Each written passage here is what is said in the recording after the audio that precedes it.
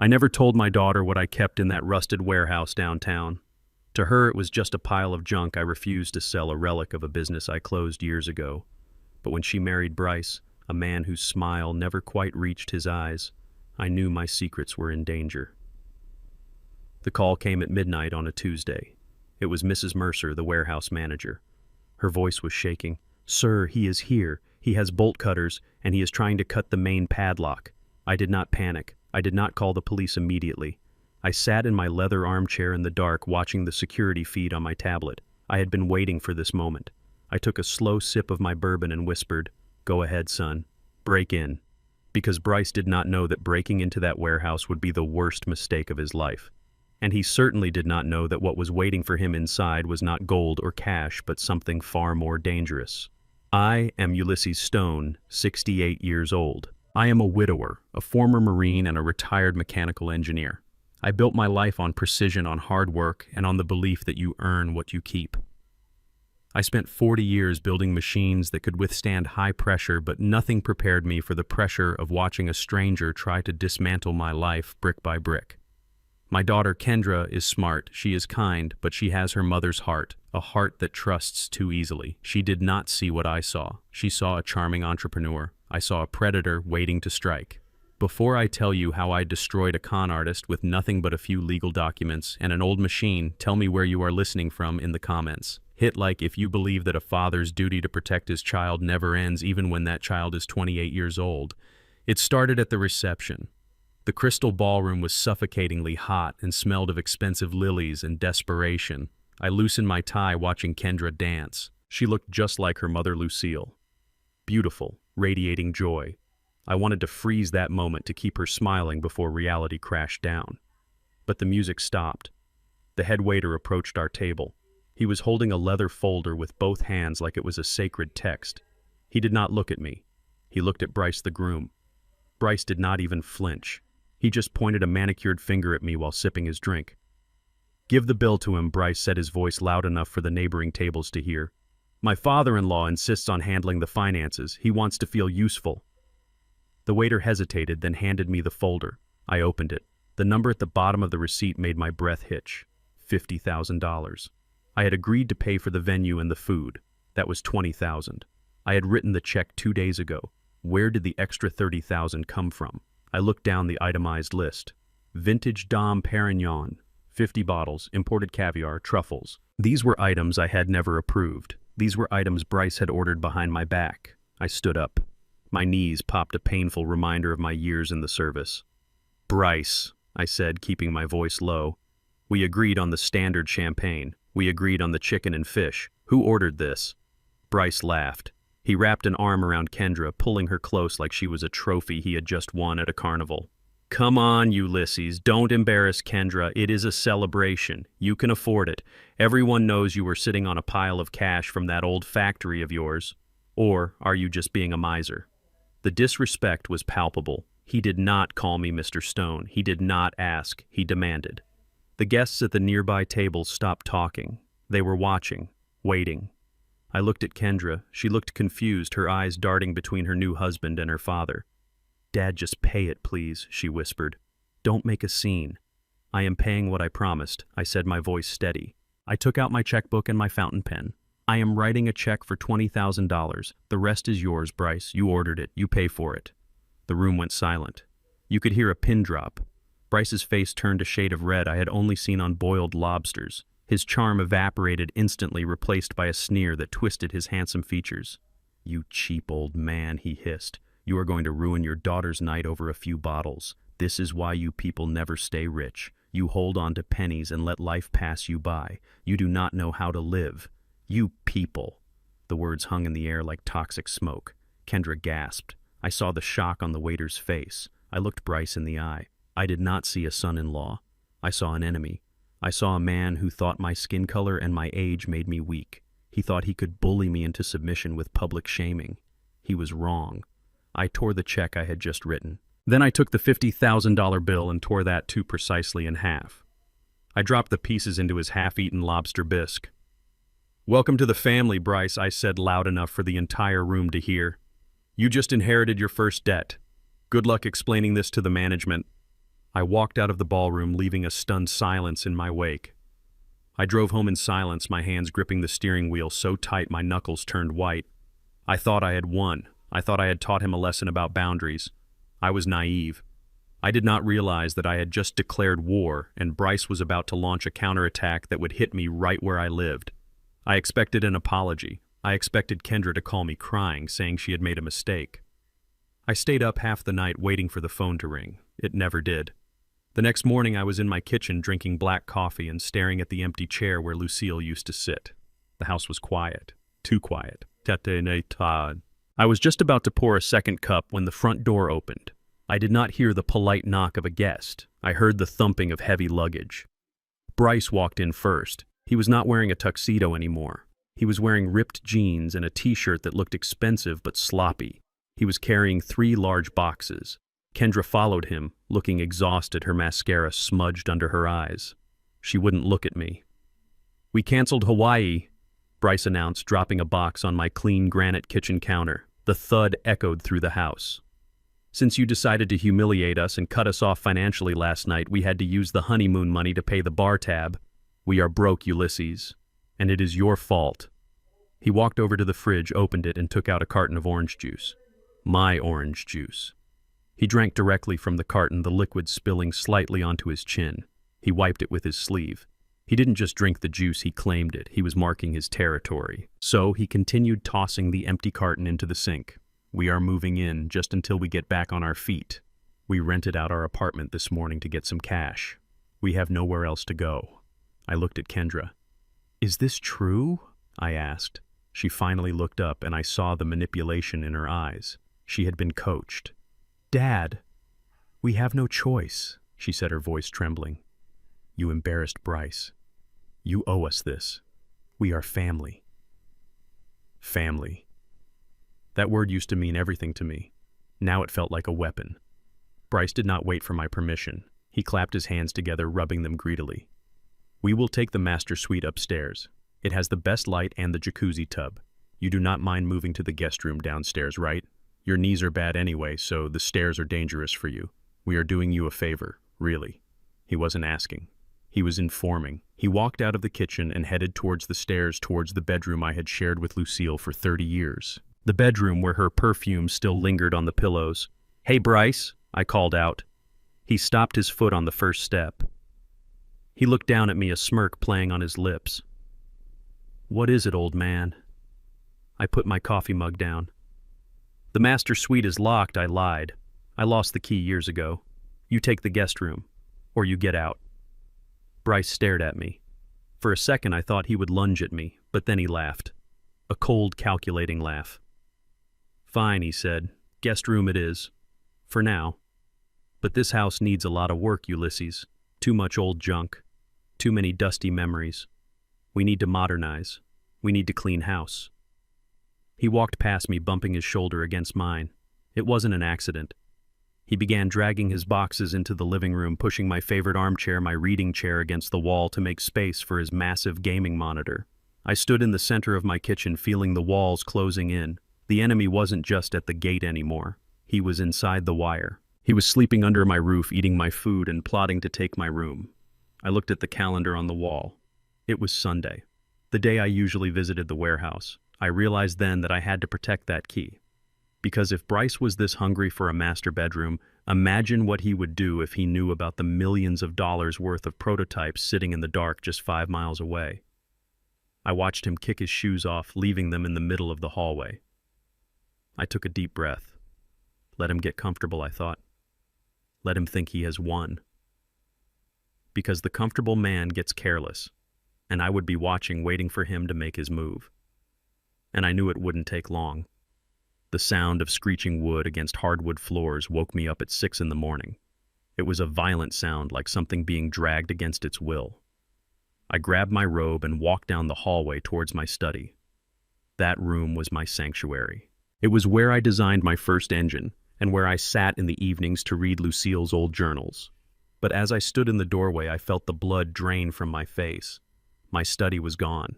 In its place was a chaotic mess of modern ambition. Bryce was there, shirtless and sweating, pushing my heavy oak desk, the one my father built by hand, toward the window. He wanted the natural light, he said later, but right now he just looked like a thief ransacking a home. The bookshelves were empty.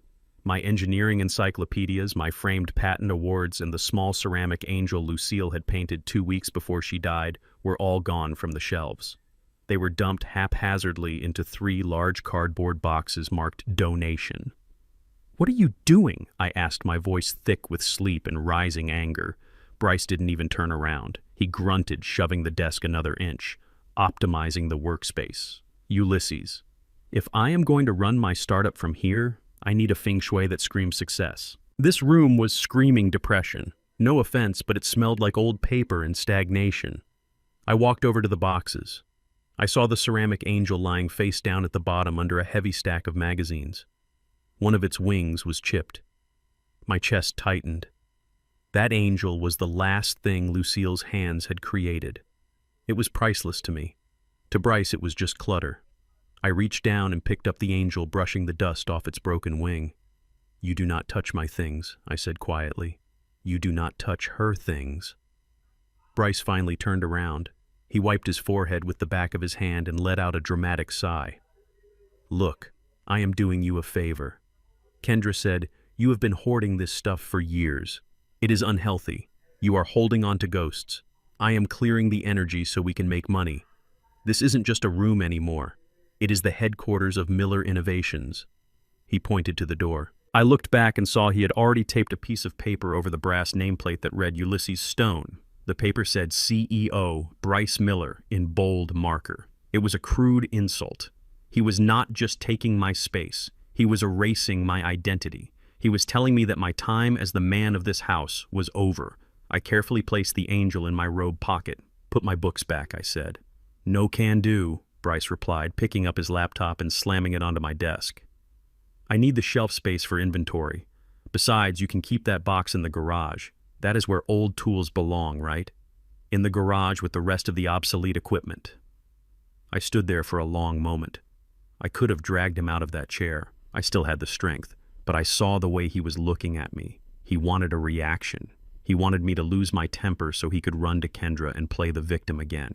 He wanted to say, "See, your dad is violent, he is unstable." I would not give him that satisfaction. Not yet. I picked up the box with Lucille's things. It was heavy, but I didn't drag it. I carried it. "I will move this," I said. "But if you scratch that desk, Bryce, you will pay for it." He laughed. A short, dismissive bark of a laugh. "Relax, old timer. It is just wood." I walked out of the room feeling the weight of the box in my arms and the weight of his disrespect on my shoulders. I took the box to the basement and placed it gently on a high shelf. Then I sat on the cold concrete steps and breathed. In and out. I was a sniper waiting for a target. I just needed him to show himself fully. When I went back upstairs an hour later to get my coffee, Bryce was still in the office. But the mood had changed. He wasn't moving furniture anymore. He was sitting at my desk holding a stack of papers he had pulled from the bottom drawer. My stomach turned. That drawer was locked, or at least it was supposed to be. He must have pried it open while I was downstairs. He didn't hear me approach. He was too focused on the document in his hand. It was a property tax bill. "Well, well, well," he muttered to himself. "What do we have here?" I stepped into the doorway. "I told you to put the books back, not go through my private financial records." Bryce jumped slightly, but he recovered quickly. He spun the chair around, waving the paper in the air like a flag. "I was looking for a stapler," he lied smoothly. "But I found this instead."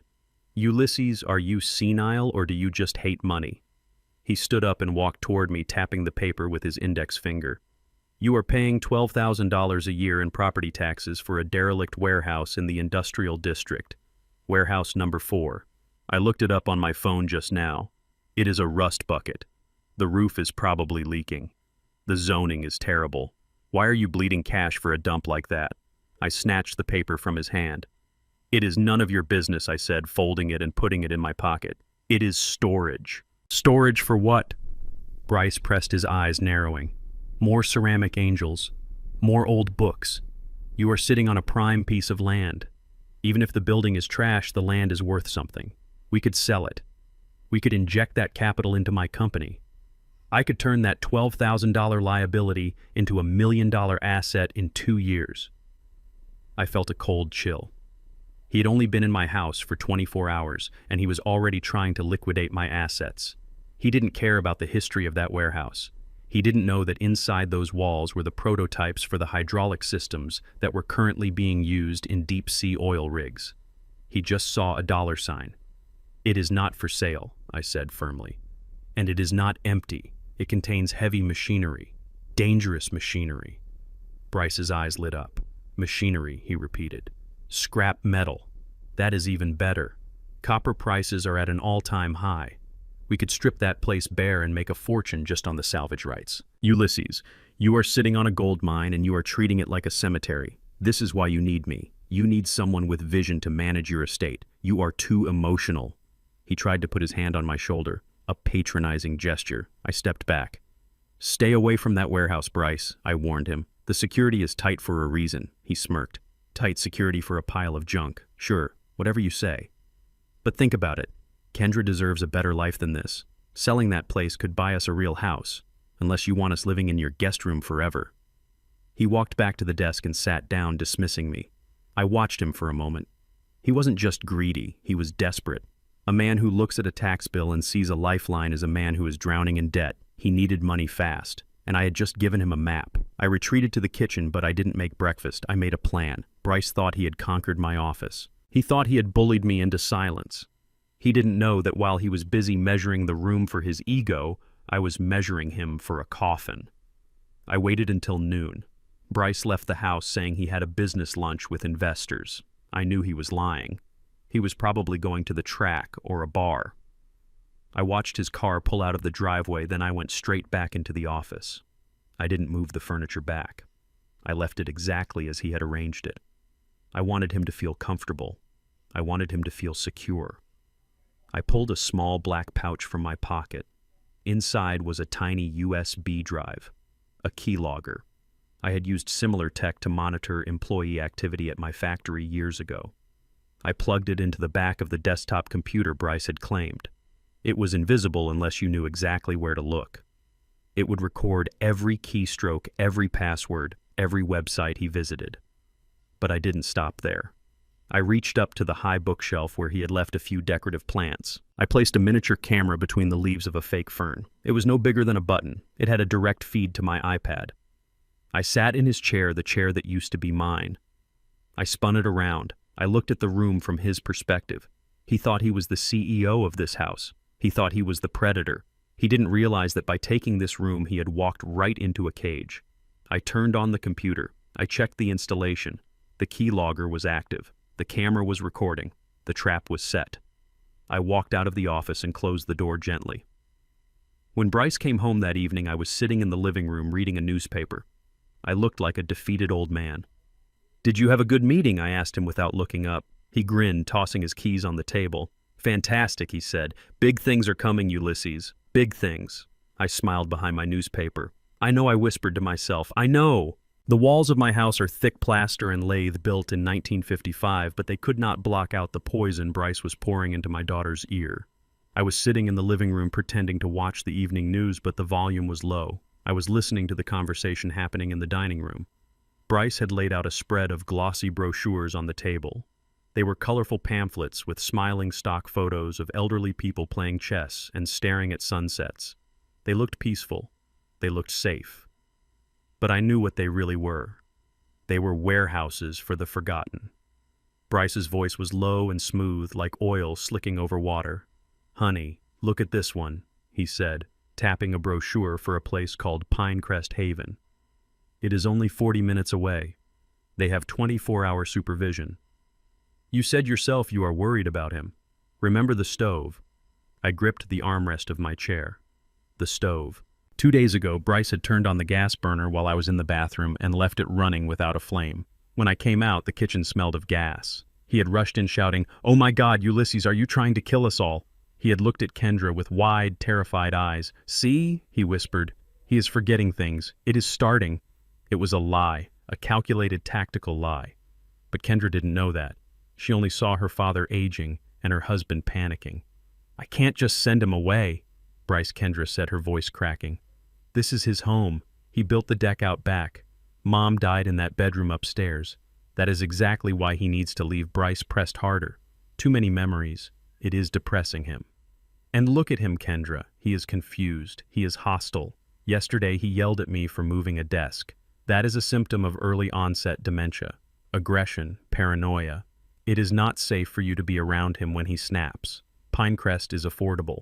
If we sell the house, we can pay for a private room for him for years. He will be happy. He will be with people his own age. I stood up and walked to the doorway. The conversation stopped instantly. Bryce covered the brochures with his hand, but he wasn't fast enough. I saw the headline on the top one: State-Assisted Living, Budget-Friendly Care. He wasn't looking at luxury homes. He was looking at the cheapest, saddest holes in the state so he could pocket the difference from the house sale. Is there a problem? I asked, staring directly at Bryce. No, Dad, Kendra said, wiping her eyes quickly. We were just discussing finances. Bryce smiled that tight shark-like smile. Just looking out for your future Ulysses. We want to make sure you are comfortable. I am comfortable, I said, in my own house. Bryce stood up and walked over to me, placing a hand on my shoulder. I flinched. For now, sure, he said. But we have to be realistic. You are getting older. Things happen. Accidents happen. His eyes drifted to the kitchen stove. It was a threat. He was telling me that there would be more accidents, more gas leaks, maybe a fall down the stairs. He was going to gaslight me until I actually went crazy, or until Kendra was so terrified she signed the papers herself. I looked at my daughter. She looked small and scared, caught between two men she loved. She didn't see the predator standing next to her. She only saw a concerned husband. I realized then that arguing would only prove his point. If I shouted, if I got angry, he would say, look, he is having an episode. So I swallowed my rage. I let it burn in my stomach like acid. I am going to bed, I said, keeping my voice calm. Good night, Kendra. I didn't say good night to Bryce. I walked away, hearing him whisper, see that vacancy in his eyes. He is checking out Kendra. We need to act fast. The attack came 2 days later on Tuesday morning. Tuesday was the day I paid the bills. It was a ritual I had maintained for 40 years. I would sit at the kitchen table with my checkbook, a cup of black coffee, and a stack of envelopes. I like to keep everything in order. Water, electricity, gas, property tax. I reviewed every line item. Bryce knew this schedule. He had been watching me. I was halfway through writing a check for the electric company when Bryce walked in. He was holding a fresh mug of coffee and a large manila envelope. He looked casual, too casual. Hey, Ulysses, let me help you with that, he said, pulling out a chair. You have been squinting at those papers for an hour. Kendra is worried you are straining your eyes. I do not need help, I grunted, not looking up. Come on, do not be stubborn, Bryce said, sliding the manila envelope onto the table. Actually, since you are in the mood for signing things, I need a favor. The city requires an updated resident form for the trash collection and the utility transfer. Since I am living here now, they need my name on the account as a secondary contact just in case of emergencies. You know, like if you are in the hospital and the power goes out. He laughed as if the idea of me in the hospital was a lighthearted joke. He pulled a document out of the envelope. It was thick, 3 pages stapled together. He placed it on top of the water bill I was about to pay. Just sign here at the bottom, he said, pointing to a line marked Owner Authorization. It just says I can talk to the utility companies if the pipes burst. Standard stuff. I looked at the document. The text was dense, single-spaced, and written in small font. The header was folded over so I couldn't see the title. Bryce was tapping the signature line with his finger, creating a sense of urgency. I adjusted my reading glasses. I will read it first, I said. Bryce sighed, loud and impatient. It is just a utility form, Ulysses. Jesus, you are paranoid. Kendra is waiting in the car. We are going to brunch. Do you want me to tell her you are holding us up because you do not trust her husband to pay the water bill? He was using Kendra as leverage again. He knew I didn't want to upset her. He leaned in, his cologne overpowering the smell of my coffee. Just sign it, old man. Save us both the headache. I looked closer at the text. My eyes were old, but they were sharp. I saw phrases that didn't belong in a utility form. Power of attorney. Granting full authority to manage, dispose, and liquidate assets. Real property located at. This wasn't a trash collection form. This was a deed transfer disguised as administrative paperwork. If I signed this, Bryce would have the legal power to sell my house, my car, and my warehouse without me even knowing. My heart hammered against my ribs. He thought I was stupid. He thought I was a senile old fool who would sign my life away just to avoid a confrontation. I looked at his face. He was smiling, but his eyes were hard. He was expecting me to fold. "Okay," I said, letting my voice tremble slightly. "I do not want to be a burden. I will sign." I reached for my pen, my hand shaking just enough to sell the performance. Bryce's smile widened. He looked like a wolf that had just cornered a rabbit. He didn't know that this rabbit was a Marine who had specialized in setting traps. I lifted the pen, but then I let out a gasp. My elbow hit my coffee mug, knocking it slightly. I grabbed the mug to steady it, and in the commotion I swiped my arm across the table. My reading glasses went flying off my nose and skittered across the kitchen floor, sliding under the refrigerator. "Oh, damn it," I muttered, playing up the frailty. "My glasses. I can't see a thing without them." Bryce groaned. "You are kidding me. Stay there. I will get them." He bent down, getting on his hands and knees to reach under the fridge. It was a tight squeeze. He had to turn his head away from the table. That was the moment. The second his eyes were off me, the trembling in my hands vanished.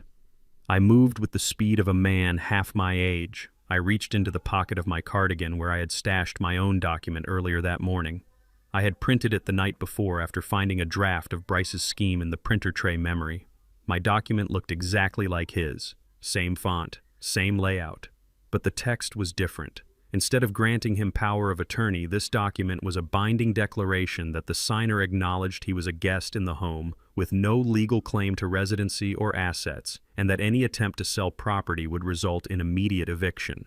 I grabbed Bryce's document and slid it under the stack of paid bills.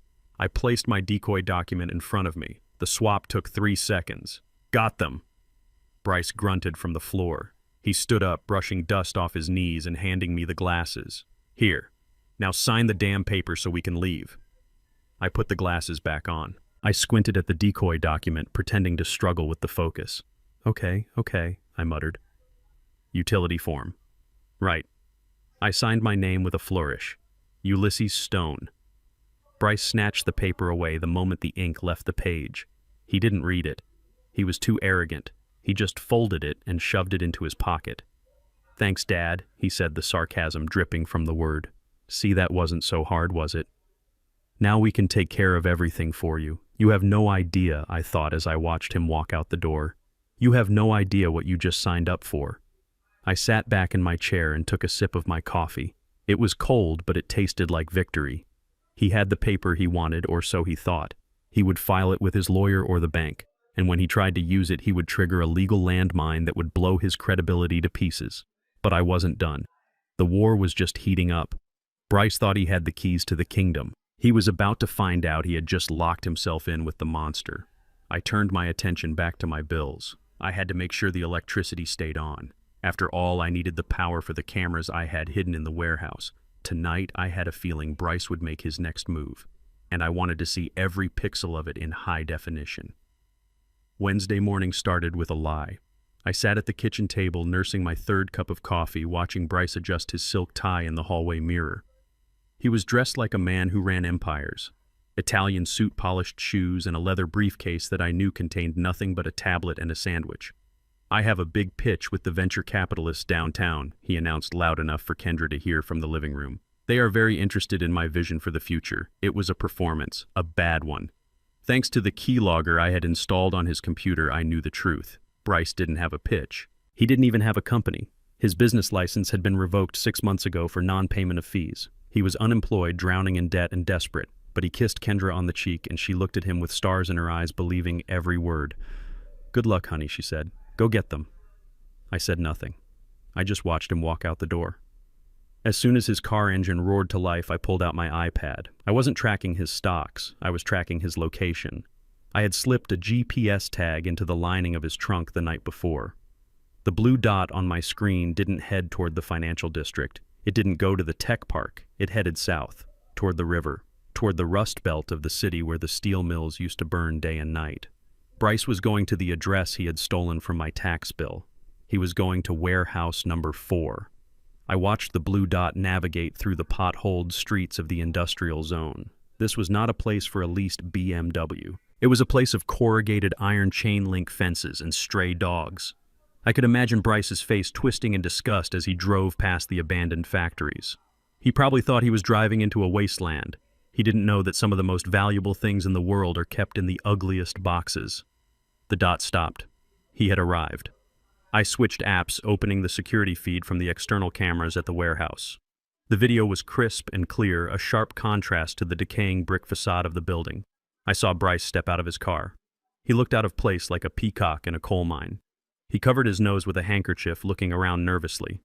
He wasn't looking for investors. He was looking for an entrance. He walked up to the main gate, pushing against the heavy iron. It was locked. He rattled it, his frustration visible even on the small screen. Then he saw the side door, the one I used. He marched over to it, confident that a simple kick or a picked lock would get him inside. He reached for the handle, but there was no keyhole. There was only a sleek black panel next to the door frame, a biometric scanner. It required a fingerprint and a retinal scan. State-of-the-art military-grade security disguised on a rotting door frame. Bryce froze. He stared at the scanner. He touched it and the red light blinked aggressively, denying him access. He stepped back, kicking the door in a fit of temper. He shouted something that the microphone didn't pick up, but I could read his lips. It was a curse word followed by my name. My phone buzzed. It was Mrs. Mercer.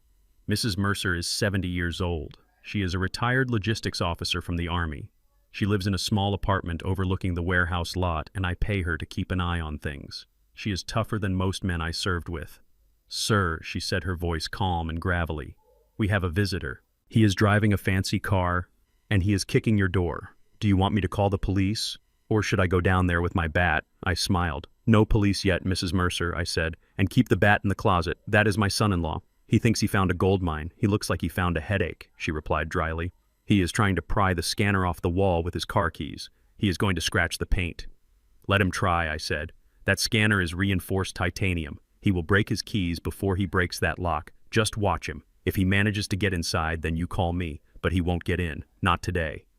I watched on the screen as Bryce gave up. He was sweating now, his suit jacket discarded on the hood of his car. He paced back and forth, looking at the building with a hunger that made my skin crawl. He wasn't just curious, he was obsessed. He took out his phone and took pictures of the windows, the roof, and the ventilation shafts. He was casing the joint. He was looking for a weakness. Finally, he got back in his car. He slammed the door so hard the vehicle shook. He reversed out of the lot, spinning his tires in the gravel, sending a cloud of dust into the air. He was leaving, but he wasn't giving up. I knew that look. It was the look of a gambler who had lost a hand but was convinced the next card would make him rich. He wasn't going to the venture capitalists. And he certainly wasn't coming home. I checked the GPS again. He was heading north, but not toward our neighborhood. He stopped at a strip mall. I zoomed in on the map. He was parked in front of Ace Hardware. My stomach tightened. He wasn't going to buy paint. A man who thinks he is a CEO doesn't do home repairs. He was buying a solution to his problem. I waited an hour. When he finally pulled into my driveway, it was almost 5 o'clock. He walked into the house with his jacket over his shoulder and a heavy plastic bag in his other hand. The bag clanked as he set it down. "Hey, honey," Kendra called out from the kitchen. "How was the pitch?" Bryce walked in, wiping sweat from his forehead. He looked exhausted, but his eyes were manic. Incredible, he lied smoothly. "They loved the concept. We are just working out the equity details. It might take a few days to get the paperwork signed, but we are close. Very close." He kissed her, then looked at me. I was sitting in the corner cleaning my glasses. "And what is in the bag?" Kendra asked, pointing to the heavy plastic sack. Bryce didn't blink. "Oh, just some plumbing supplies," he said. "I noticed the sink in the guest bathroom was draining slow. I picked up a few tools. I am going to fix it tonight. I want to pull my weight around here since your dad is letting us stay." He smiled at me. It was a cold, predatory smile. "That is very thoughtful of you, Bryce," I said, staring at the bag. He grabbed the bag and headed for the basement stairs. "I will just put these down in the workshop," he said. "Don't wait up for me. I might be working late on the pipes." As he passed me, the bag brushed against his leg. I saw the outline of the tool inside. It wasn't a wrench. It wasn't a plunger. It was a pair of 36-inch bolt cutters, heavy-duty, capable of snapping a hardened steel padlock like a twig. He wasn't fixing the plumbing. He was planning a break-in. I waited until I heard the basement door close. Then I looked at Kendra. She was humming to herself, happy that her husband was so successful and handy around the house. She had no idea that the man she loved was currently downstairs, sharpening the blades of a tool he intended to use to rob her father. I stood up and walked to the window. The sun was setting, casting long shadows across the lawn. The storm was coming. I could feel it in my bones. Tonight, Bryce would return to the warehouse. He would use those cutters to bypass the biometric lock by attacking the old side gate I had intentionally left vulnerable. He thought he was smart. He thought he had found a back door. He didn't know that the back door led straight into the lion's den. I took out my phone and sent a text to Mrs. Mercer. One word, tonight. Then I went to my room and put on my boots. If Bryce wanted to play thief, I would play warden, and I would make sure that when the steel snapped tonight, it would be the sound of his future breaking in half. The rain started at 10 o'clock that night. It was not a gentle spring shower. It was a torrent that hammered against the slate roof of my house like a drum roll for an execution. I sat in my leather armchair in the corner of the living room, the lights off the curtains drawn. I was invisible in the shadows. On my lap, the screen of my iPad glowed with a faint blue light, the only illumination in the room. I was watching the dot on the map. The dot was Bryce. He had told Kendra he was going to bed early because his head hurt from all the strategizing. He claimed the stress of the impending deal was getting to him. Kendra had made him tea and kissed his forehead before going upstairs herself. She was asleep now, blissful and ignorant. But Bryce was wide awake. I heard the floorboards creak on the landing. It was a soft sound, but to my ears it was as loud as a gunshot. I watched the hallway mirror reflect a shadow moving toward the back door. Bryce was dressed for a heist in a bad movie. He was wearing black sweatpants, a black hoodie, and dark sneakers. He looked ridiculous, like a caricature of a criminal. In his right hand, he gripped the handle of the heavy canvas bag he had brought home earlier. I knew the bolt cutters were inside, wrapped in an old towel to stop them from clanking. He paused at the back door, his hand hovering over the deadbolt. He looked back toward the stairs, listening for any sound from Kendra. He did not look toward the living room. He did not look at the dark corner where I sat sipping my cold coffee. He thought I was asleep. He thought I was old and deaf and useless. He turned the lock. Click. The sound was swallowed by the thunder outside. He opened the door and a gust of wet wind blew into the kitchen. Then he was gone. I did not move. I did not run to the window. I simply looked down at my screen. The blue dot began to move across the driveway. I switched the view to the external security camera above the garage. I saw Bryce sprint to his car, his head ducked against the rain. He threw the bag into the passenger seat and climbed in. He didn't turn on the headlights immediately. He rolled down the driveway in neutral, using gravity to keep the engine silent until he hit the street. It was a smart move, but it was wasted on me. I wasn't sleeping. I was hunting. I waited until he turned the corner before I picked up my phone. I texted Mrs. Mercer. "The eagle has left the nest. Be ready." Then I poured another splash of bourbon into my coffee. The wait was the hardest part. I had to let him get there. I had to let him commit the crime. If I stopped him now, it was just a domestic dispute. If I stopped him at the warehouse, it was a felony. The drive took him 20 minutes. I watched every turn on the GPS tracker. He drove aggressively, speeding through yellow lights, swerving around slower cars. He was in a rush. Greed does that to a man. It makes him impatient. It makes him sloppy. He pulled into the industrial district, the streetlights becoming fewer and farther between. The rain was coming down harder now, turning the potholed roads into rivers of black water. He parked the car a block away from the warehouse, tucked behind a dumpster. He was trying to be stealthy. I switched to the warehouse perimeter cameras. The image was grainy in the low light, but the infrared sensors picked him up clearly. He looked like a ghost moving through the downpour. He approached the main gate first, but then remembered the biometric scanner. He didn't even look at it this time. He went straight for the side entrance, the old delivery gate that hadn't been used since 1998. This gate was secured by a heavy iron chain and a master lock. It looked formidable. To a layman, it looked impenetrable. But I knew that the chain was rusted on the inside, and the lock, while large, was susceptible to brute force if you had the right leverage. And Bryce had brought maximum leverage. He pulled the bolt cutters out of the bag. They were 36 inches long with red rubber handles. In the infrared light, they looked like a giant pair of jaws. Bryce looked around one last time, checking for police cars, checking for witnesses. There was no one. Just the rain and the rats. He positioned the jaws of the cutter around the shackle of the padlock. He took a deep breath. I could see the steam rise from his mouth. He squeezed. The lock resisted. It was hardened steel.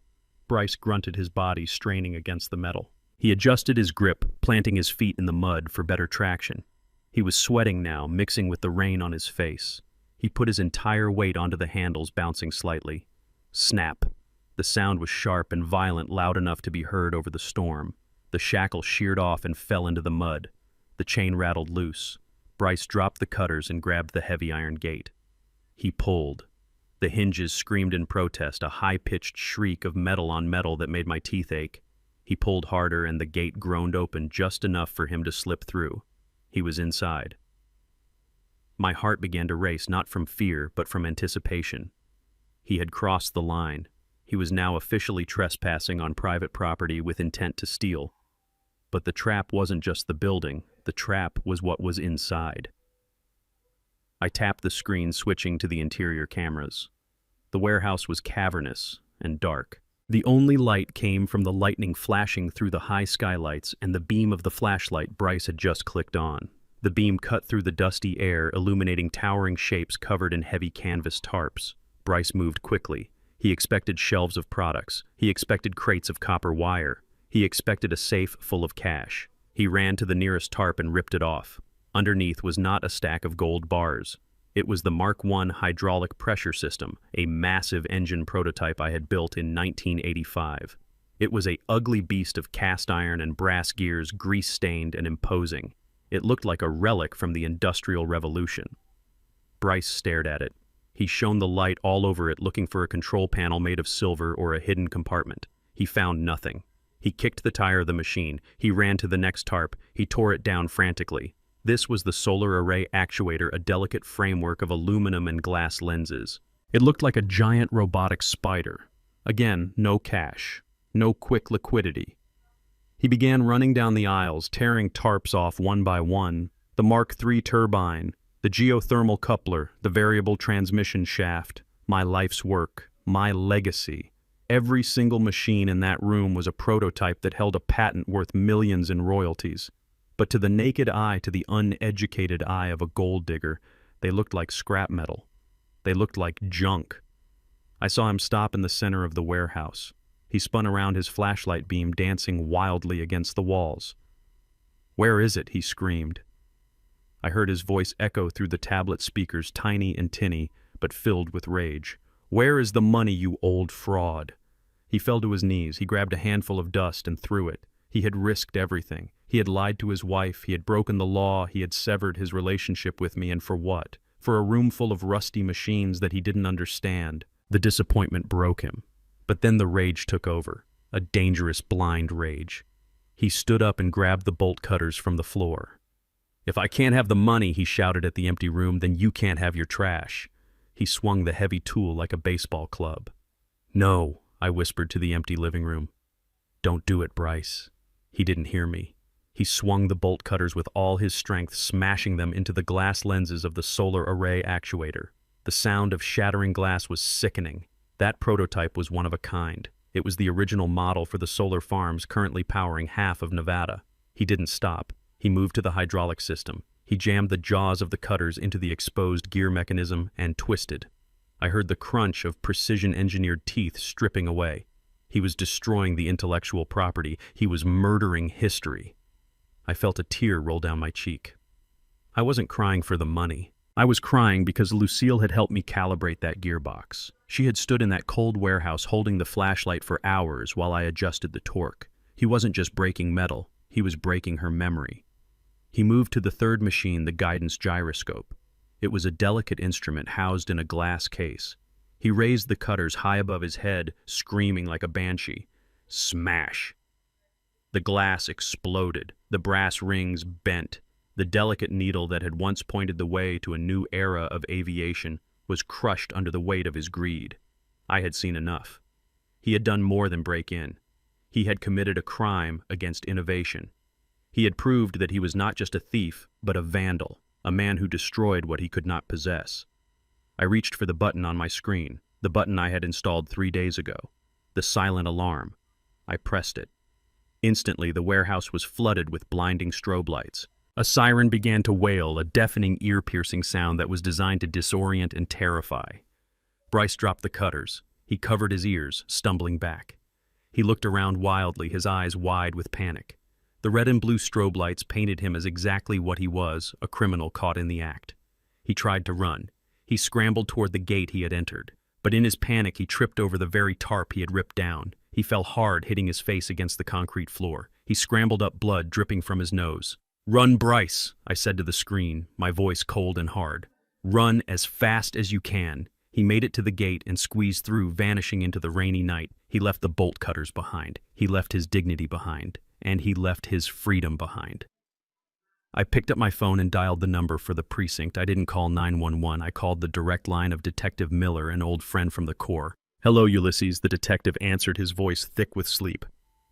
"It is 3 a.m. I know," I said calmly. "I have a burglary in progress at my warehouse. The suspect has fled, but I have him on video. And detective, he left a weapon at the scene with his fingerprints all over it." "Who is it?" Ulysses the detective asked.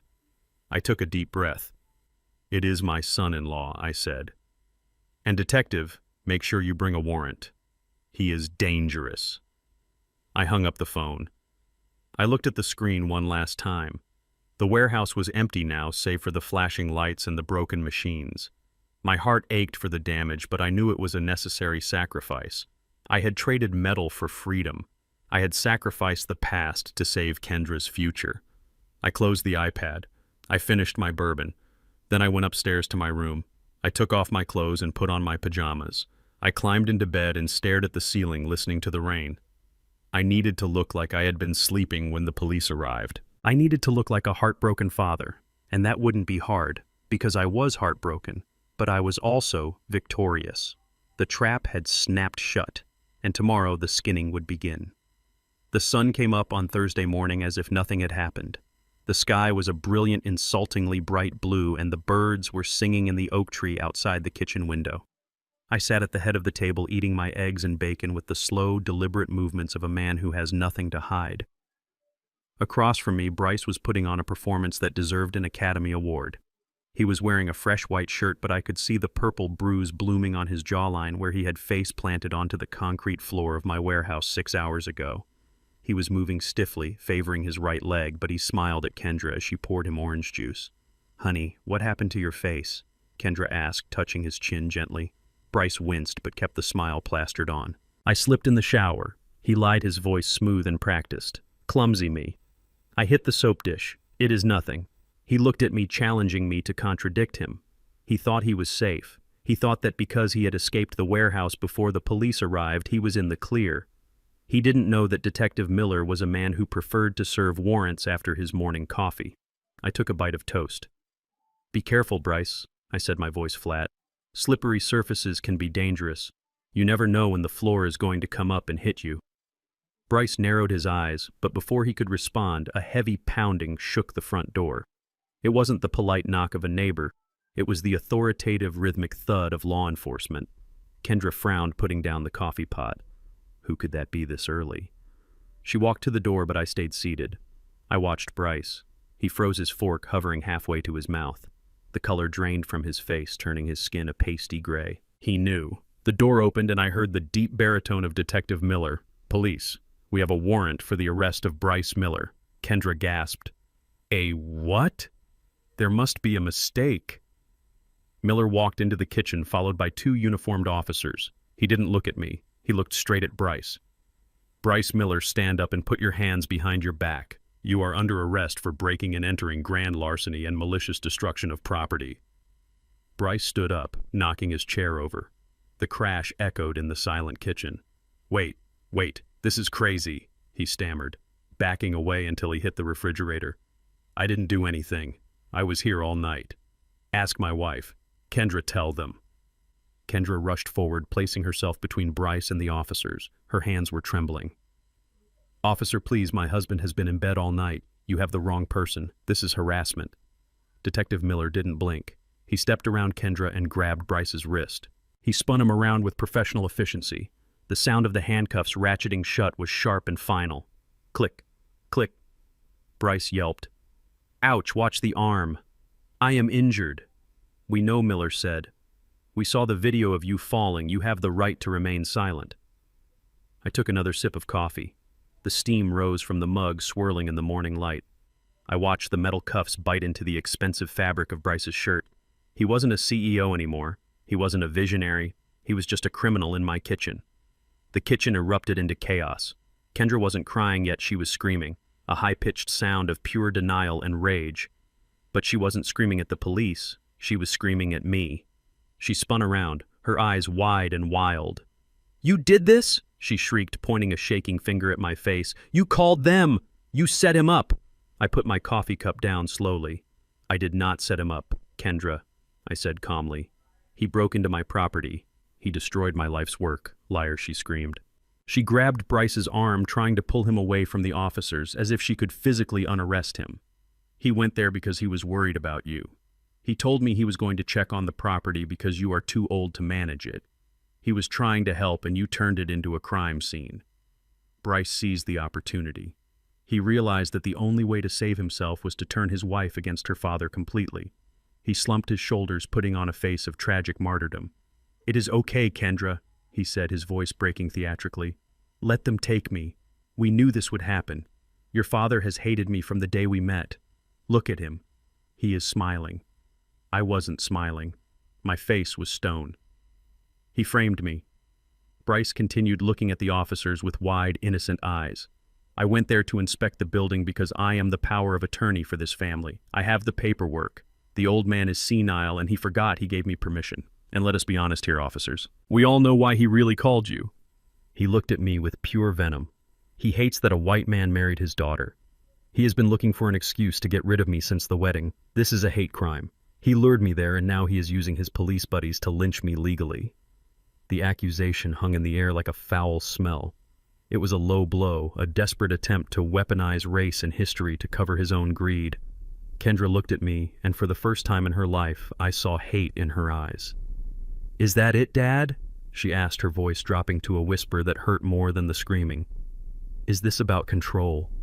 Is this because you can't stand that I am happy with someone who doesn't look like you? You are sick. You are a bitter, lonely old man, and I will never forgive you for this. She turned to the officers. I am his wife, and I am telling you he had permission to be there. This is a domestic dispute, not a crime. Uncuff him right now or I will sue this entire department. Detective Miller looked at me. He needed me to speak. He needed me to break the silence. Kendra was trembling, vibrating with the force of her misguided loyalty. She was ready to burn down her relationship with me to save the parasite attached to her wrist. I felt a deep crack in my heart. I had raised her to be strong. I had raised her to be smart. But love had made her blind and Bryce had made her cruel. She was standing on the wrong side of the line, defending the wolf who was eating her inheritance. I knew words would not convince her. She was too far gone. She needed to see the monster with her own eyes. I reached into the pocket of my robe and pulled out my iPad. I did not stand up. I did not raise my voice. I simply unlocked the screen and opened the video file from the night before. I turned the volume up to the maximum. Watch, I said. I slid the iPad across the polished granite table. It stopped right in front of Kendra. On the screen, the black and white footage played in high definition. It showed Bryce not inspecting the building, but attacking it. It showed him wielding the bolt cutters like a madman. Kendra looked down. She tried to look away, but the sound drew her in. The sound of metal crunching against glass. The sound of Bryce screaming, "I will destroy it all." The video showed him smashing the solar lens. It showed him tearing the wires out of the hydraulic engine. It showed him kicking the delicate gyroscope until the glass casing shattered into 1,000 diamonds. That is not inspection, I said, my voice cutting through the noise of the video. That is hatred. That is what your husband does when he thinks no one is watching. Kendra stared at the screen.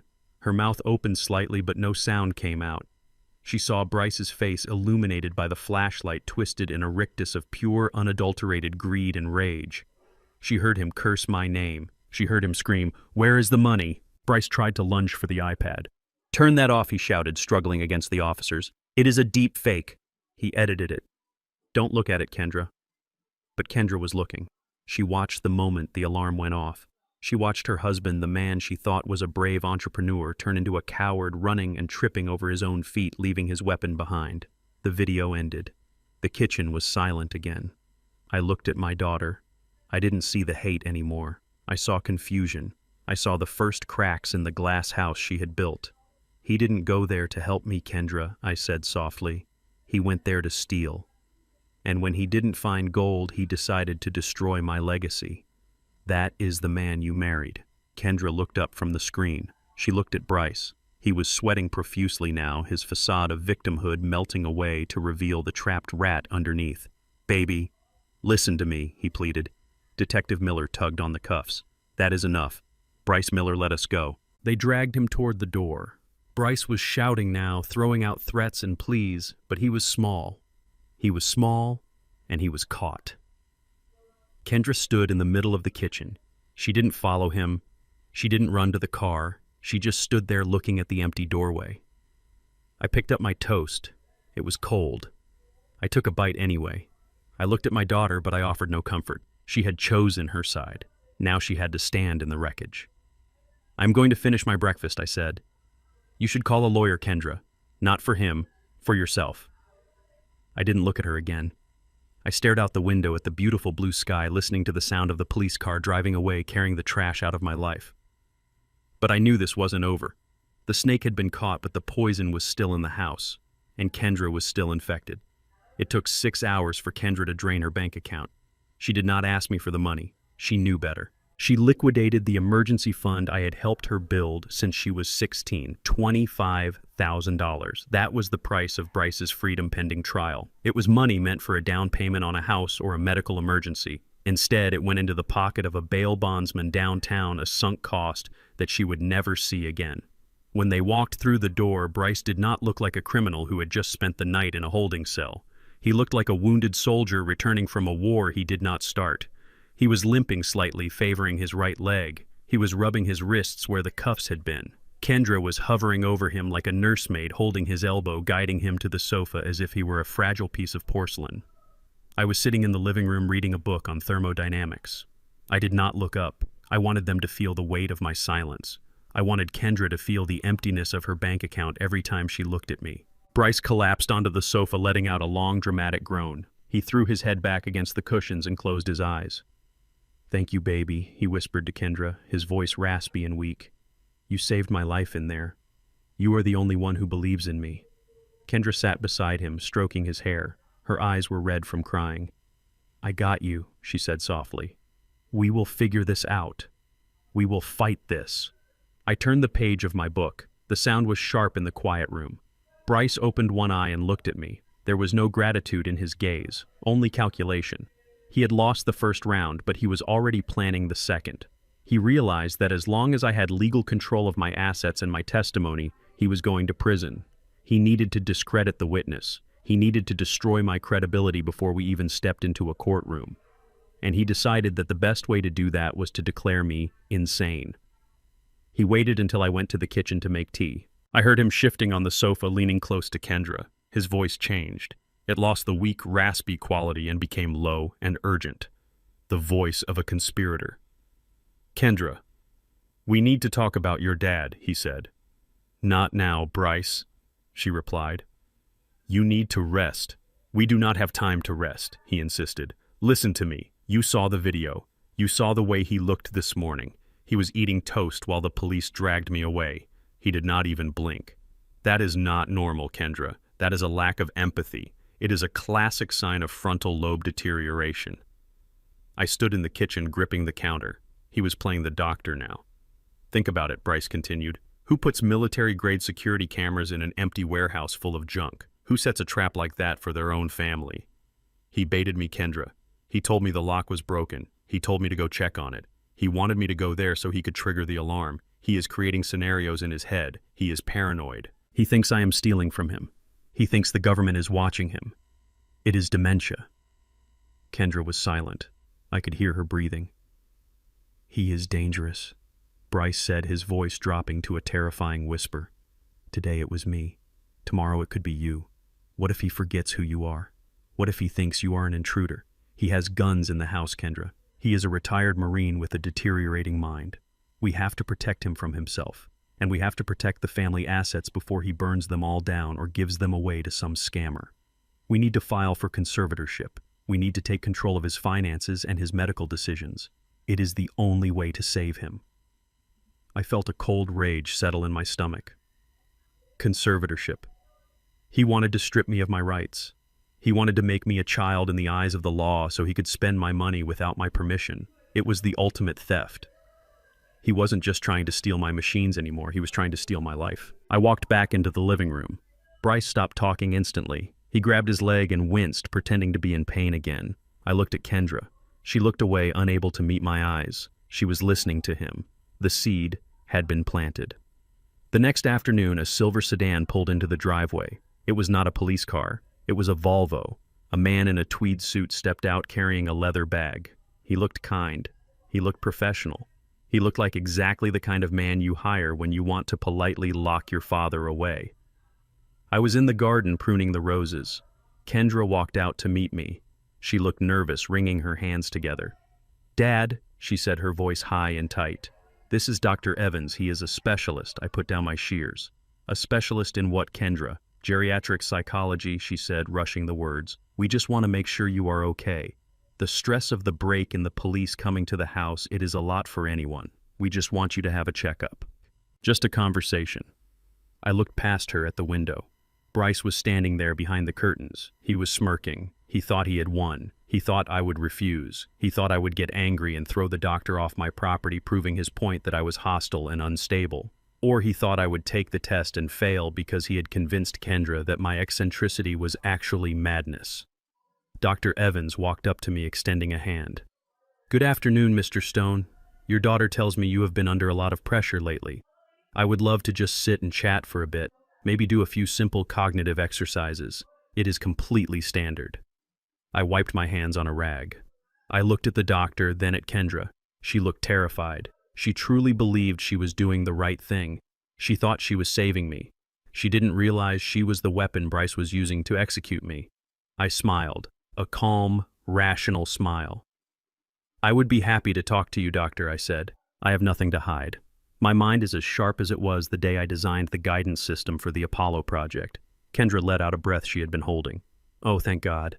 Thank you, Dad." But I continued, raising a finger. "I have one condition."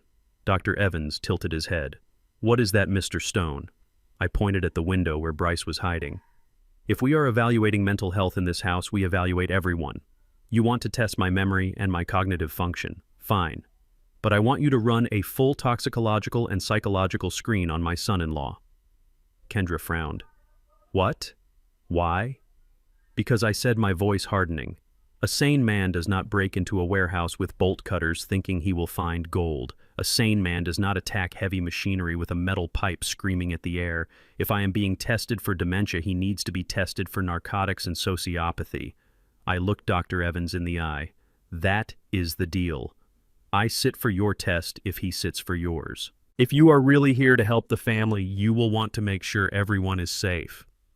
"Right." Dr. Evans looked uncomfortable. He adjusted his glasses. "Well, I suppose if Mr. Miller is willing, it would provide a more comprehensive picture of the household dynamic." I turned to the window. I knew Bryce could hear me. "What do you say, Bryce?" I called out. "You have nothing to hide, right? Just a simple checkup, unless you are afraid of what the blood test will show." Bryce stepped away from the window. He was trapped. If he refused, he looked guilty. If he agreed, he was finished. I knew for a fact that he had been using amphetamines to stay awake during his fake business nights. The keylogger on his computer had recorded his searches for same-day detox drinks. Kendra looked at the house, then back at me. She nodded slowly. "That is fair," she said. "If we are doing this, we are doing it for everyone. I will go get him." She walked into the house. I picked up my shears and snipped a dead bloom off the rose bush. The test was not going to be about my memory. It was going to be about his blood. And I knew exactly what they would find. Bryce had tried to paint me as the crazy one. But he had forgotten that in a battle of wits, you never challenge a man who builds chess computers for fun. I was ready for the doctor. I hoped Bryce was ready for the needle. The living room was silent enough to hear a pin drop when Dr. Evans opened the manila envelope. He adjusted his glasses and looked at the three of us sitting on the sofa like a panel of judges waiting for a verdict. I sat on the left, calm and collected. Kendra sat in the middle, wringing her hands until her knuckles were white. Bryce sat on the right, tapping his foot against the floor with a nervous energy that vibrated through the cushions. He thought he had me. He thought the test would prove I was a senile old man unfit to manage my own empire. He was wrong, Mr. Stone Doctor. Evans began looking directly at me. Your cognitive results are not just normal. They are exceptional. You scored in the 99th percentile for memory, logic, and spatial reasoning. In fact, your processing speed is faster than most men half your age.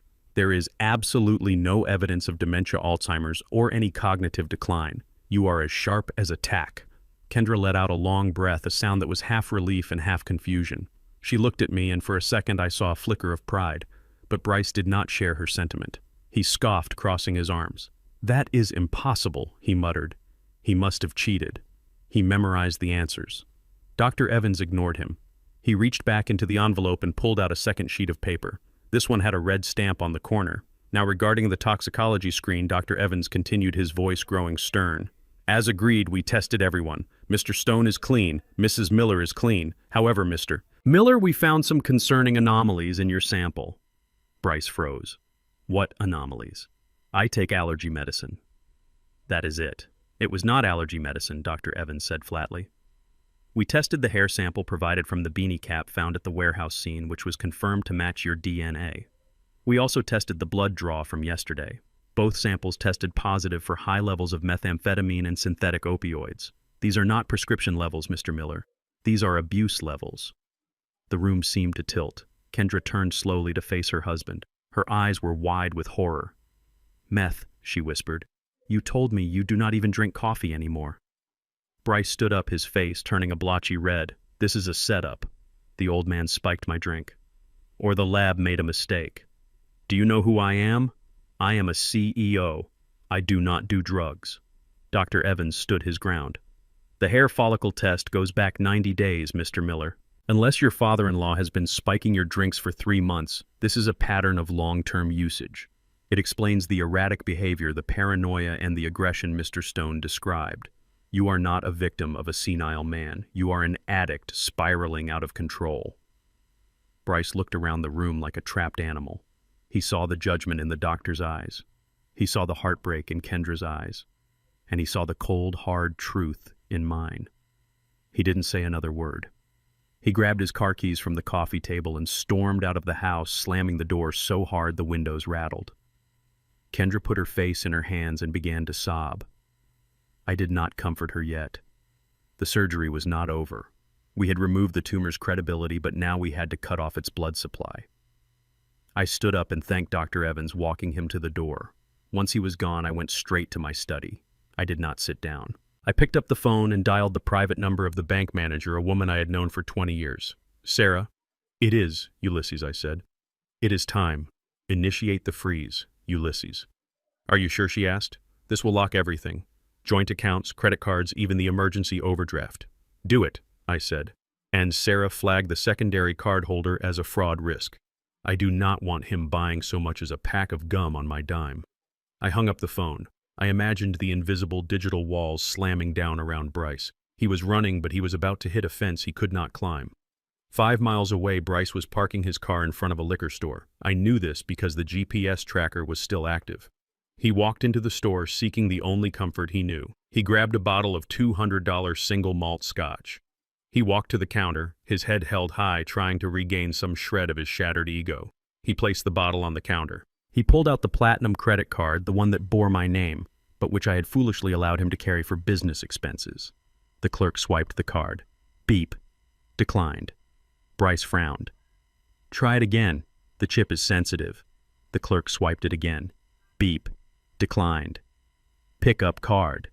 Sir, the machine says I have to keep this, the clerk said, reaching for the plastic.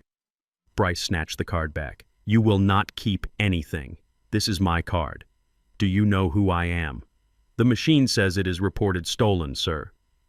The clerk set his hand, moving toward the phone under the counter. You need to leave before I call the police. Bryce looked at the bottle of scotch, then at the clerk, then at the card in his hand. For For the first time, he realized the power had shifted. He wasn't the one holding the keys anymore. He was just a junkie with no money and no way to get high. He threw the card at the clerk and ran out of the store empty-handed. Back at the house, the war was escalating. It was the next morning. The sun was shining, but the mood in the kitchen was dark. Bryce had not come home. Kendra had spent the night pacing the floor waiting for him to call. She was drinking coffee, her hands shaking when we heard the sound. Beep, beep, beep. It was the distinctive sound of a heavy truck backing up. Kendra ran to the window. "Oh my God," she screamed. "My car!" I walked to the window. A tow truck was in the driveway backing up to Kendra's white sedan. A man in a jumpsuit was already hooking the chains to the bumper. Kendra ran out the front door barefoot, screaming at the driver. "Stop! What are you doing? That is my car. I paid for it. It is not leased." The driver didn't stop. He looked at a clipboard. He looked tired. "Lady, I have a repossession order here." "Title loan default." "Title loan," Kendra shouted, grabbing the chain. "That is impossible. I have the title in the safe. I never took out a loan." The driver sighed and handed her a photocopy of a document. "Look, lady, I do not want trouble. The loan was taken out 3 months ago. $20,000 against the vehicle. High interest. No payments have been made. The name on the loan is Bryce Miller with power of attorney for Kendra Stone." Kendra froze. She stared at the signature at the bottom of the page. It was Bryce's handwriting, scrawled and messy. "He stole my title," she whispered. I walked out onto the porch carrying my laptop. I had been waiting for this. It was time for the final blow. "Kendra," I said, my voice soft but firm. "Come here." She turned to look at me, tears streaming down her face. "Dad, he sold my car." "He did not just sell your car." "Kendra," I said, opening the laptop. "He gambled it." I placed the computer on the porch railing. On the screen was the log from the keylogger I had installed on Bryce's computer. It was a list of every website he had visited in the last 90 days. It was a digital diary of a man destroying his life. "Look," I said, pointing to the dates. Kendra leaned in, wiping her eyes. She saw the entries. February 14th, Valentine's Day. While she was waiting for him at dinner, he was on https://www.google.com/searchq=royalflushpoker.com. Loss $5,000. March 3rd, the day he said he was buying stocks. quickcashloans.com. Application denied. April 10th, the day the car loan was taken out. High stakes, betting.net. Deposit $20,000. Balance 0. "He lost it all," I said. "The money you gave him for the business. The money from the car. The money he stole from my wallet. It did not go to investors. It went to a casino server in the Cayman Islands." Kendra stared at the screen. The reality washed over her like a tidal wave. The man she loved was not a visionary. He was not a victim. He was a leech. He had drained her dry and lied to her face every single day. She sank down onto the porch steps. She watched as the tow truck lifted her car into the air. The tires spun uselessly. It was a symbol of her marriage, suspended helpless and being dragged away because of a lie. I sat down next to her. I did not say "I told you so." I simply put my arm around her shoulders. She leaned into me, and for the first time in months, she did not pull away. She cried. She cried for the car, she cried for the money, but mostly she cried for the illusion that was dying right in front of her eyes. "He is not coming back, is he?" she asked, her voice small and broken. "No, honey," I said, watching the truck disappear down the street. "He is not. And if he does, we will be ready." I closed the laptop. The financial war was over. We had stopped the bleeding. But I knew Bryce. A man like that does not go quietly into the night. He was cornered, he was broke, and he was high. He was about to become the most dangerous thing in the world. A desperate man with nothing left to lose. And I was the only thing standing between him and the last thing he wanted. My house. The doorbell rang at exactly 2:00 in the afternoon on Friday. It was not the hesitant ring of a delivery driver or the polite ring of a neighbor. It was a firm, sustained press that announced business. Serious business. I was sitting in the living room polishing my reading glasses. Bryce was pacing the floor, nursing a glass of water because there was no alcohol left in the house, and his credit cards were dead plastic. Kendra was curled up on the armchair, staring at the wall, looking like a ghost of the vibrant woman she used to be. I stood up and walked to the door. I knew who was on the other side. I had called her the moment the tow truck left with Kendra's car. I opened the door to reveal Elena Rodriguez. Elena is not just a lawyer. She is a force of nature wrapped in a tailored navy blue suit.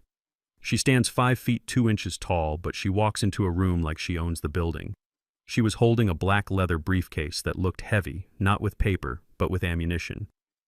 "Hello, Ulysses," she said, her voice crisp and professional. "Hello, Elena," I replied, stepping aside. "Please come in. The jury is present." I led her into the living room. Bryce stopped pacing. He looked at Elena with immediate suspicion. He smelled the danger on her. A con man always knows when the law has walked into the room. "Who is this?" Bryce demanded, trying to muster some of his old arrogance but failing. "We do not need any more doctors, Ulysses. And we certainly do not need social workers." Elena did not look at him. She walked straight to the coffee table and placed the briefcase down with a heavy thud. The sound echoed in the silent room. She clicked the latches open. Snap, snap. "I am not a doctor, Mr. Miller," Elena said calmly. "I am the attorney representing the Stone Family Trust, and I am here to perform an autopsy." Bryce frowned. "An autopsy? Nobody is dead." Elena looked up at him, her eyes dark and unyielding. "Not a body, Mr. Miller. An identity. We are here to dissect the life of the man calling himself Bryce Miller because according to the state of Nevada and the FBI database, that man does not exist." Kendra sat up straight, her eyes widening. "What do you mean he does not exist?" Elena reached into the briefcase and pulled out a stack of files 3 inches thick. She did not hand them to Bryce. She handed them to Kendra. "Read it, Mrs. Miller." Elena said softly, "Read it and weep, because the man standing in front of you is a ghost." Kendra took the file. Her hands were trembling so hard the papers rattled. She opened the first page. It was a mugshot, a black and white photo of a younger Bryce with shaggy hair and a defiant sneer. But the name under the photo did not say Bryce Miller. It said Barry Mitchum. Kendra looked up at Bryce. "Barry," she whispered.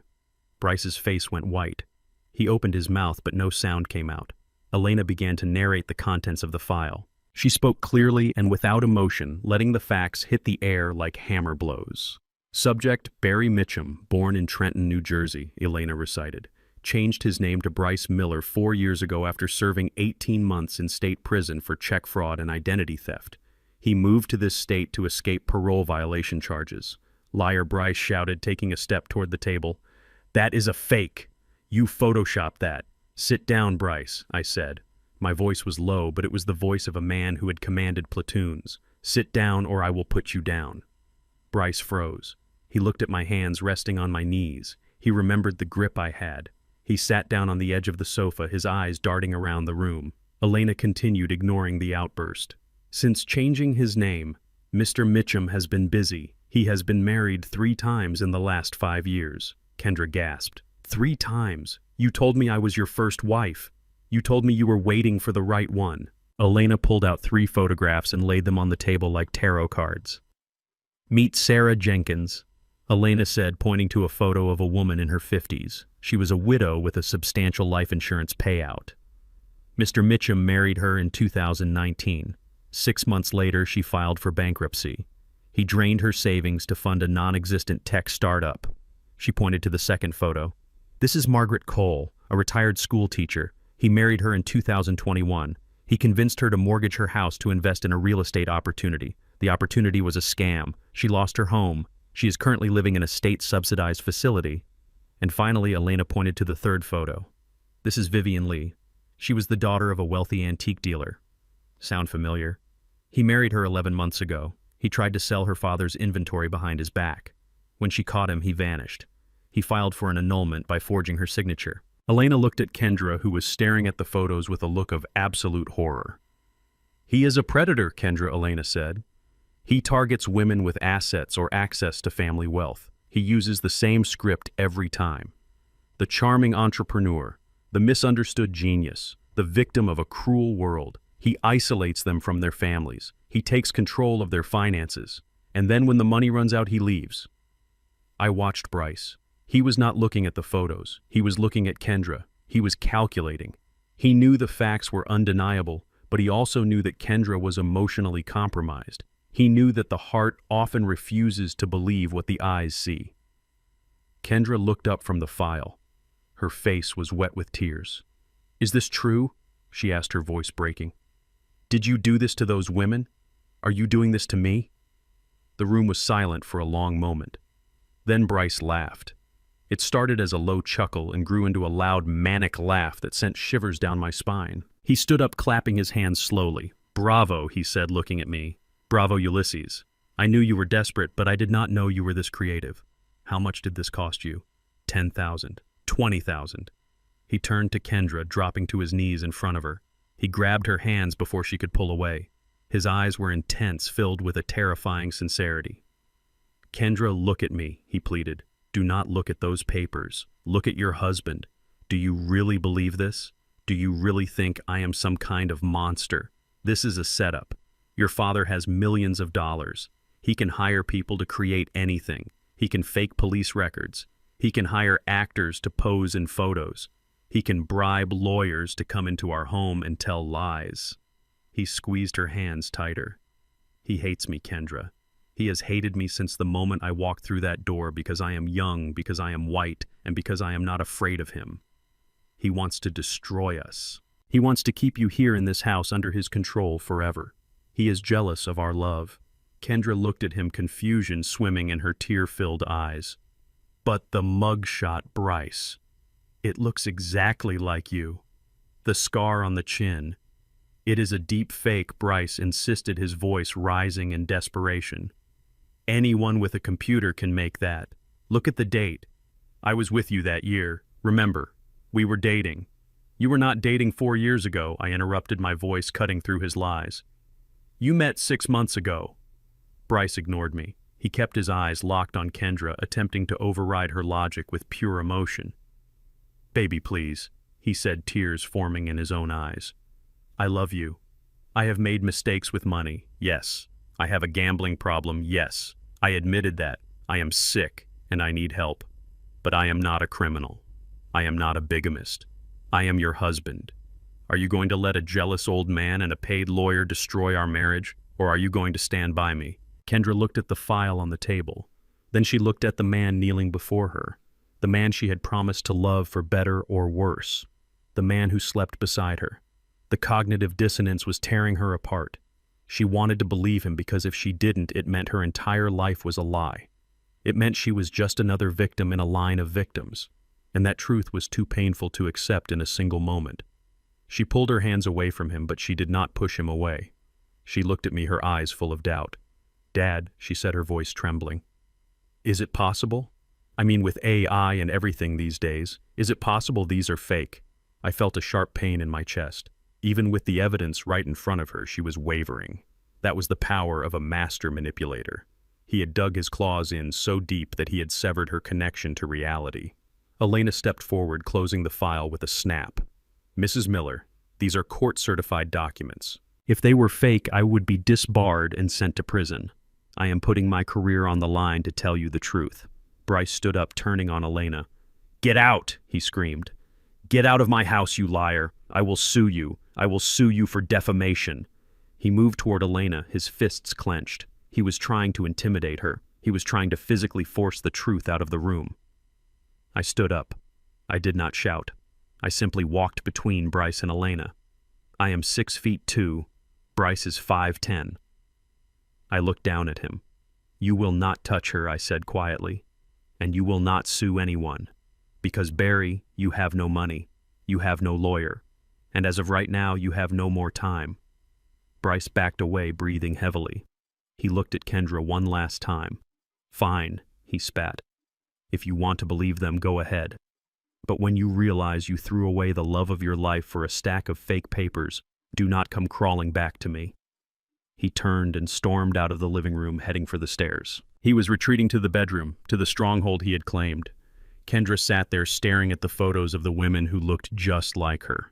Broken, bankrupt, betrayed. "I do not know what to believe," she whispered, closing her eyes. I sat down next to her. I did not touch her. I let the silence do the work. The seed of doubt had been planted by Bryce, but the tree of truth was already growing. and tonight I knew the storm would finally break the branches. Elena looked at me and nodded. She knew we had done enough. We had shown Kendra the monster. Now we had to wait for the monster to bite, and I knew he would. A rat like Barry Mitchum doesn't know how to stop chewing. He would try to take one last thing before he ran, and I would be ready. The thunder outside was loud, but the silence inside the house was heavier. It was 2 a.m. on Saturday. The storm that had started days ago was still battering the windows, matching the chaos that was consuming my home. I was in the kitchen, sitting in the dark, with a glass of water. I could not sleep. My instincts told me that the enemy was not done. Bryce was upstairs in the guest room, but I knew he was not sleeping either. I could hear his footsteps pacing back and forth like a caged animal. He was desperate. He was broke. His lies had been exposed by Elena, and his wife was looking at him with suspicion instead of adoration. A man like that does not accept defeat. He escalates. I checked the time on the microwave. 2:15. The floorboards above me creaked. Then I heard the heavy thud of boots on the stairs. Bryce was coming down. I did not turn on the lights. I stayed in the shadows of the breakfast nook watching the doorway. Bryce entered the kitchen. He looked like a ghost. His skin was pale and clammy, and his eyes were wide and dilated. He was high again. The meth was burning through his system, stripping away his rationality and leaving only raw paranoia and aggression. He was wearing the same clothes he had worn yesterday, his shirt rumpled and stained with sweat. He did not see me at first. He walked straight to the counter, muttering to himself, "I need to leave. Just get the money and leave. She will understand later." He opened a drawer and rummaged through it. He pulled out a piece of paper. Even in the dim light, I recognized it. It was a quitclaim deed. He must have printed it at the library or stolen it from my office days ago. He placed it on the kitchen table and smoothed it out with a trembling hand. Then he saw me. I did not move. I just took a sip of water. "Jesus," Bryce hissed, jumping back and knocking a chair over. "You are like a demon. Why are you always watching me?" "I am watching my house, Bryce," I said, my voice low and steady. "What are you doing with that paper?" Bryce laughed, a high-pitched, jagged sound. This is my exit ticket. You are going to sign this, Ulysses. Right now. You are going to transfer the title of this house to Kendra. And since I have power of attorney over Kendra, I am going to sell it to a cash buyer at 9 a.m. this morning. I already have the contact. You do not have power of attorney, I reminded him, and you are not selling my home. Go back to bed. He shook his head violently. No more sleeping. No more waiting. I am done playing your games. You ruined everything. You turned Kendra against me. You brought that lawyer here. You froze my accounts. You owe me this house. It is compensation for the emotional distress you caused me. He walked toward me. He was trying to look menacing, but he looked pathetic. A child throwing a tantrum. But a child does not have the strength of a grown man fueled by amphetamines. Sign the paper, old man, he spat, slamming his hand on the table. Sign it, or I will burn this place down with you inside it. I stood up slowly. I pushed my chair back. I did not look at the paper. I looked at his hands. They were twitching. You need help, Bryce, I said. We can call a doctor. We can call a rehab center. But you are not getting this house. Rehab, he screamed. I do not need rehab. I need cash. I have people looking for me, Ulysses. Bad people. I owe them money. If I do not pay them by Monday, they are going to kill me. Do you understand? You are going to save my life whether you like it or not. So that was it. The gambling debts were not just numbers on a screen. They were attached to loan sharks. He was not just greedy. He was terrified. I am sorry you are in trouble, I said. But that is your burden, not mine. Bryce stared at me. His eyes went black. The fear turned into a cold, murderous resolve. Fine, he whispered. If you won't sign it willingly, I will make you sign it. He lunged for the knife block on the counter. My kitchen knives are German steel, high carbon, razor sharp. I keep them honed because I like precision in my cooking. Bryce grabbed the paring knife. It was small, only a 4-inch blade, but in close quarters it was lethal. It was the kind of knife you use to peel an apple or sever an artery. He turned back to face me, holding the knife low. His hand was shaking, but the blade was steady. Sit down, he commanded. Sit down and pick up the pen, or I will cut you. I swear to God, Ulysses, I will cut you and tell the police you attacked me. Who are they going to believe? The poor, injured son-in-law or the crazy old Marine with a history of violence? He stepped closer. The tip of the knife was inches from my stomach. I looked at the blade, then I looked at his face. He expected me to beg. He expected me to be a 68-year-old retiree with bad knees and a weak heart. He had forgotten who I was. He had forgotten that before I was an engineer, I was a sergeant in the United States Marine Corps. He had forgotten that I had spent 4 years in the jungle, where hesitation meant death. I took a breath. My heart rate did not spike. It slowed down. My vision narrowed. The kitchen disappeared. The table disappeared. There was only the threat and the neutralization of the threat. "Drop the knife, son," I said softly. "No." Bryce screamed. He lunged. It was a clumsy strike, a desperate overhand stab aimed at my chest. He telegraphed the move, shifting his weight before he swung. I did not step back. I stepped in. I moved inside his guard, my left arm rising in a hard block to intercept his forearm. Bone met bone with a sickening thud. The impact stopped his momentum instantly. Bryce grunted in shock. He tried to pull back, but I was already moving. Krav Maga is not about looking pretty. It is about efficiency. It is about ending the fight in seconds. My right hand shot out and gripped his wrist, the one holding the knife. I squeezed. My grip strength was forged by 40 years of turning wrenches and lifting steel. I felt the tendons in his wrist grind together. Bryce screamed. He tried to kick me, but I stepped on his foot, pinning him to the floor. I twisted his wrist outward against the natural rotation of the joint. It is a simple lever. The body must follow the wrist or the wrist will break. Bryce's knees buckled. He was forced down. "Drop it," I commanded. He refused. He was fighting with the strength of a junkie. He tried to bite my arm. I increased the pressure. I rotated his arm behind his back, forcing his face down onto the kitchen table. The same table where we had eaten breakfast. The same table where he had tried to trick me. I slammed his hand against the granite surface. Once. Twice. The knife clattered onto the floor, spinning away under the refrigerator. I did not let go. I pushed his face into the cold stone. I brought my elbow down on the pressure point in his shoulder. His legs gave out completely and he collapsed onto the floor. I followed him down, keeping the arm lock tight. I placed my knee in the center of his back. "Stay down," I growled into his ear. "Do not move. Do not breathe." Bryce was sobbing now. "My arm. You broke my arm. You crazy bastard, get off me. You brought a knife to a fistfight, boy," I whispered. "You tried to kill me in my own kitchen. You crossed the line."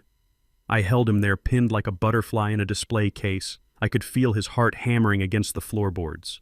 I could smell the sour fear coming off him. He was not a tough guy. He was a bully who crumbled the moment he met real resistance. I looked up. The kitchen was still dark, but the hallway light had been turned on. Standing at the entrance of the kitchen was Kendra. She was wearing her silk pajamas, the ones she had worn on her wedding day. Her hair was messy from sleep. Her face was a mask of pure, unadulterated horror. She was looking at us. She saw her father, the man she called old and frail, kneeling on the back of her husband. She saw Bryce's face pressed against the tiles, distorted by pain and rage. But most importantly, she saw the knife. The stainless steel blade was gleaming under the refrigerator light just a few feet away from Bryce's outstretched hand. "Dad," she whispered. Her voice was barely audible over the sound of the rain. I did not move. I did not release the hold. I looked at my daughter. "Call the police, Kendra," I said. My voice was calm, flat, and devoid of emotion. Kendra took a step forward. Her eyes darted from me to Bryce. "Baby, help me!" Bryce screamed from the floor. "He is trying to kill me. He attacked me. He is crazy. Get the gun. Shoot him." Kendra stopped. She looked at Bryce. She heard him tell her to shoot her own father. Then she looked at the knife again. She saw the direction it was pointing. She saw the open drawer where the knives were kept. She saw the quitclaim deed on the table, the paper that Bryce had been forcing me to sign. The pieces fell into place. The final shattered fragments of her denial were swept away. She realized that the man screaming on the floor was not a victim. He was an executioner who had failed. She looked at me. "Dad, are you hurt?" she asked. "I am fine," I said. "Call 911. Tell them we have an intruder. Tell them he is armed and dangerous. But he is my husband." Kendra sobbed. "No, Kendra," I said, looking straight into her soul. "A husband protects you. A husband protects your home. This man just tried to stab me so he could sell the roof over your head. That is not a husband. That is a parasite." Kendra looked at Bryce one last time. Bryce looked back at her, his eyes pleading. Kendra, baby, please. Do not listen to him. Kendra closed her eyes. She took a deep breath. She reached for the phone on the wall. She lifted the receiver. Her hand was shaking, but her voice was strong. 911, she said into the phone. I need police. My address is 42 Oak Street. My husband just tried to kill my father. Bryce let out a howl of despair. It was over. The gaslighting was over. The manipulation was over. He had played his final card, violence, and it had backfired spectacularly. I kept my knee on his back, waiting for the sirens. I felt no joy in this victory, only a deep, tired sadness. I had saved my life, and I had saved my house. But I had to break my daughter's heart to do it. And that was a price no father should ever have to pay. But as I looked at the knife on the floor, I knew I had no choice. It was him or me. And I had promised Lucille I would always be there to protect our little girl, even if I had to protect her from the man she loved. I lifted my knee from his back and stepped away, keeping my eyes locked on his hands. Bryce did not spring up to attack me again. Instead, he collapsed into a heap on the kitchen tiles, curling into a fetal position. He began to sob. It was a wet, pathetic sound that echoed off the granite countertops. He was pivoting. The violence had failed, so now he was returning to the only weapon he had left, which was emotional manipulation. He crawled across the floor toward Kendra, dragging his legs as if he were paralyzed by grief rather than exhaustion. He reached out with his good hand, trying to grab the hem of her silk pajama pants. Baby, please, he wailed, his voice cracking. You have to understand, I am not a violent man. I am sick. The pressure, it is too much for one man to take. The debt collectors, they threatened to hurt you, Kendra. They said they would come for you if I did not pay by Monday. I was trying to save you. I grabbed the knife because I was scared. I was out of my mind with fear for your safety. He looked up at her, tears streaming down his face, mixing with the sweat and grime from the floor. I did it for us, he pleaded. I love you so much it makes me crazy. Do not look at me like that. Do not look at me like I am a monster. I am just a husband who is drowning. Help me, Kendra. Please help me. He tried to bury his face in her legs. He was playing the victim perfectly. He was banking on her nurturing nature, on the years of love she had poured into him. He wanted her to see a wounded bird that needed to be nursed back to health. He wanted her to forget that 30 seconds ago that wounded bird had been holding a 4-inch blade to her father's stomach. I stood by the counter, rubbing my throbbing wrist, and waited. I could not interfere. If I spoke now, he would twist it. He would say I was keeping them apart. This had to be Kendra's choice. She had to decide between the man crying on the floor and the truth standing right in front of her. Kendra did not move. She did not reach down to comfort him. She did not stroke his hair. She stood as still as a statue, looking down at the man she had married. Then she looked at me. She saw me leaning against the counter, breathing heavily. She saw the red marks on my arm where Bryce had tried to bite me. She saw the way I was cradling my wrist, the wrist I had used to stop a murder. She looked at the knife lying under the refrigerator. The metal glinted in the shadows, a silent witness to the intent of the man on the floor. She looked back at Bryce. For the first time, she did not see her husband. She saw a stranger. She saw the drugs in his system. She saw the lies about the business. She saw the theft of her car. And finally, she saw the violence. The illusion shattered completely. The glass house fell down. She took a step back, pulling her leg away from his grasp. Bryce's hand fell to the floor empty. Kendra, he whispered, sensing the shift. Baby, do not call me that, she said. Her voice was cold. It was dead. She turned her back on him. She walked past me without saying a word. She walked down the hallway to the heavy oak front door. She unlocked the deadbolt. She threw the door wide open. The storm outside was raging. The wind howled, pushing rain into the entryway, soaking the expensive rug. The thunder cracked, shaking the foundation of the house. Kendra stood by the open door. She pointed into the darkness. Get out, she said. Bryce froze. He stopped crying. He looked at her, trying to process the command. What? He stammered. It is raining. I have nowhere to go. Kendra, you can't be serious. I said get out, she repeated louder this time, screaming over the wind. Get out of my house. Get out of my life. If you are not out in 10 seconds, I am letting Dad call the police and I will testify against you. I will tell them everything. I will tell them about the drugs. I will tell them about the knife. Bryce looked at her face. He saw the resolve there. He saw the same steel that I carried in my blood. He realized that the well had run dry. There was no more pity to be mined. There was no more love to be exploited. He slowly stood up. The transformation was instant and terrifying. The tears vanished as if a faucet had been turned off. The slump in his shoulders disappeared. The look of agony on his face smoothed out into a mask of cold, hard arrogance. He brushed the dust off his knees. He fixed his collar. He ran a hand through his messy hair. He was no longer the weeping husband. He was the con man. He was Barry Mitchum. He looked at me with a sneer. Then he walked toward the door. He stopped right in front of Kendra. He was close enough to kiss her, but instead, he leaned in and smiled. A cruel, shark-like smile. "Fine," he said, his voice smooth and devoid of any emotion. "I will leave. But you are making a mistake, Kendra. A very expensive mistake." He stepped out onto the porch, but he didn't run into the rain. He turned around, framing himself in the doorway against the lightning. "You think you can just kick me out?" he said, laughing softly. "You think a divorce is just signing a paper? You are wrong. We are married, Kendra. In the state of Nevada, that means community property. Everything you own, I own."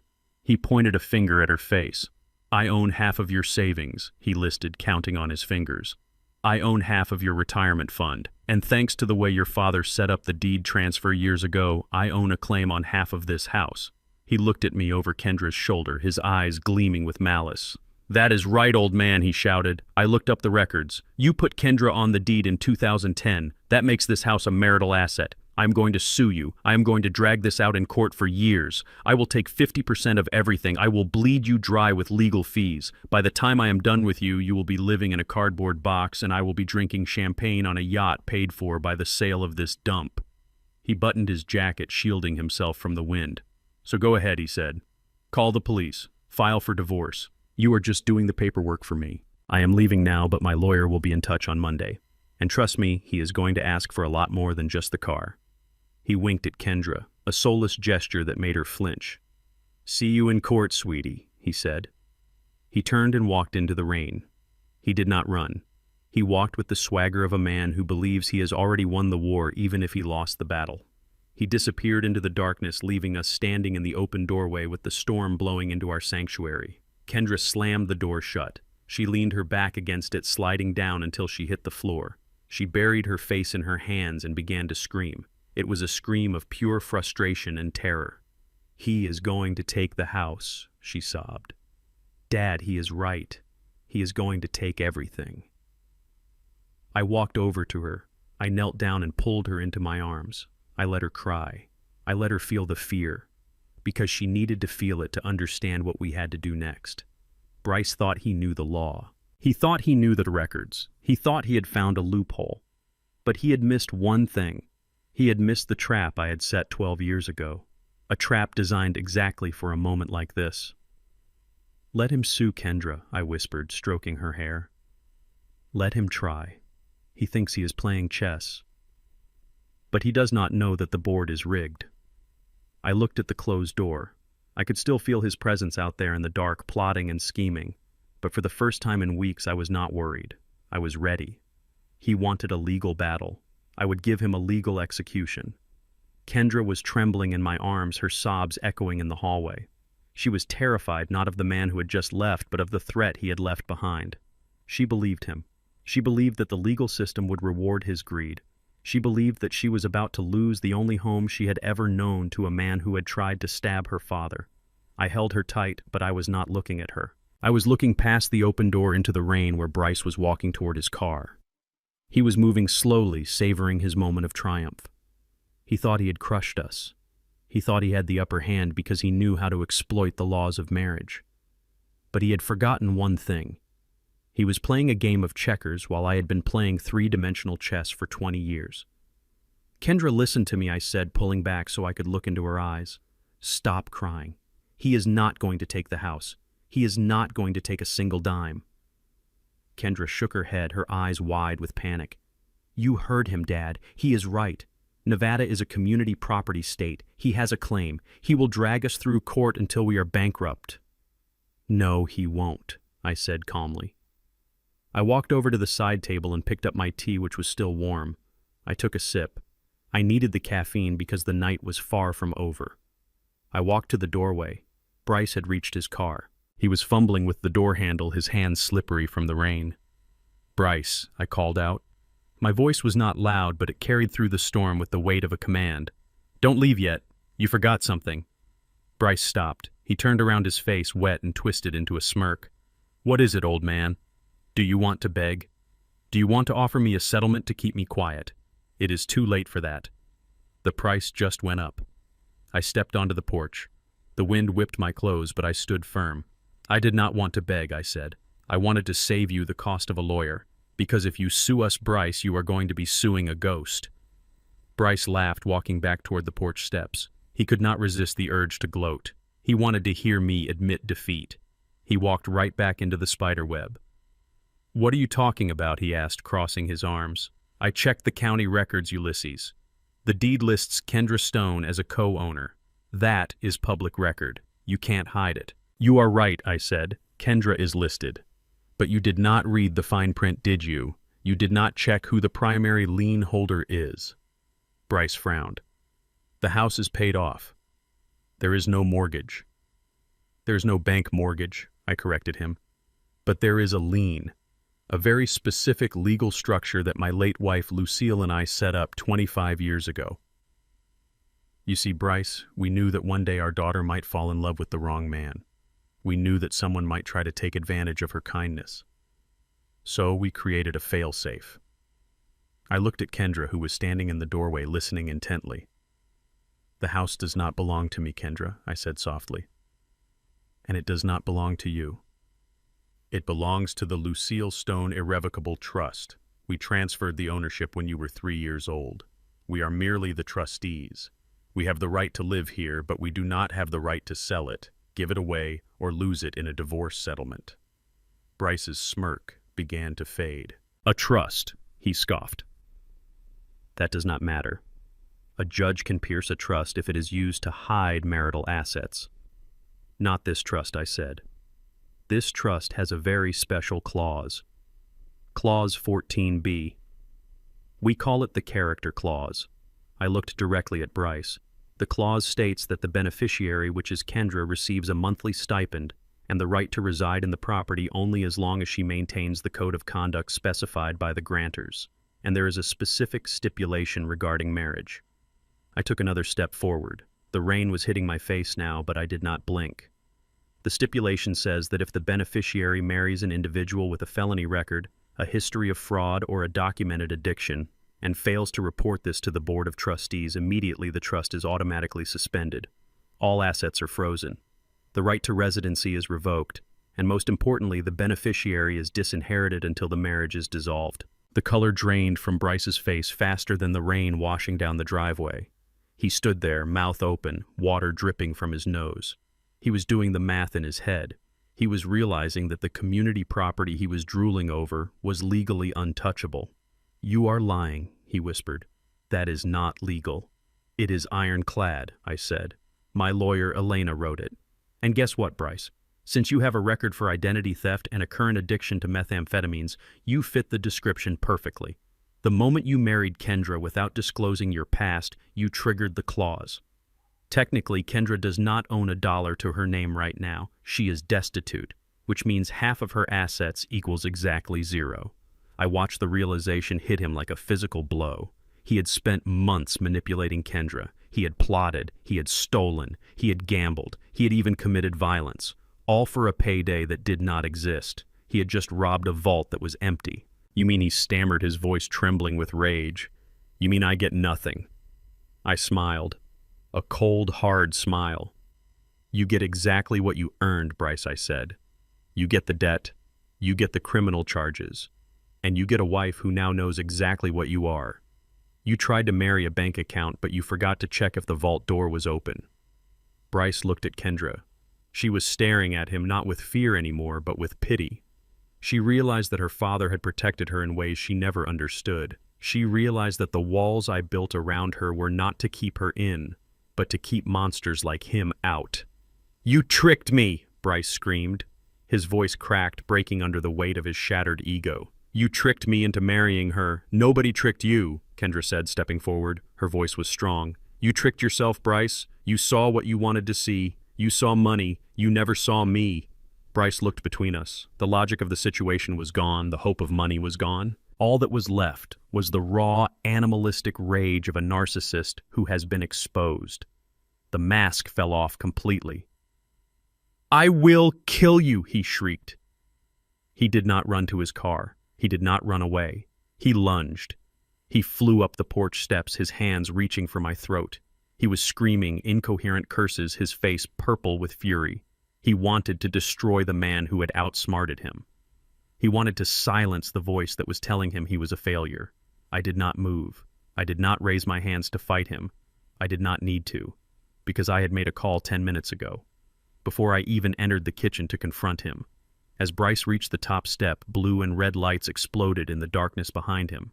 A siren wailed, cutting through the sound of the thunder.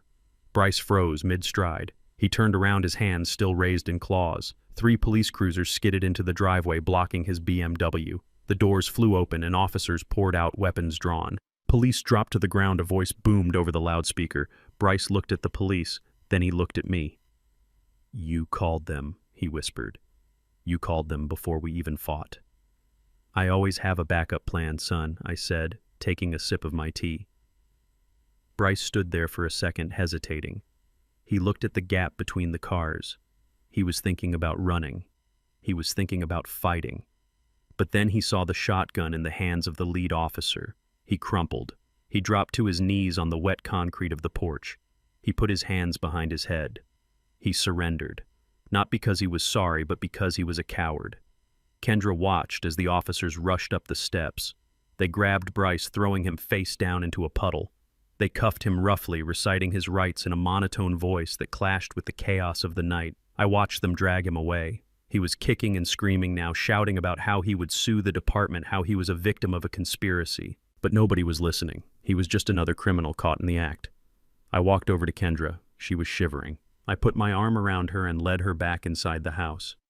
"It is over," I said, closing the heavy oak door, shutting out the storm and the sirens. The trust did its job.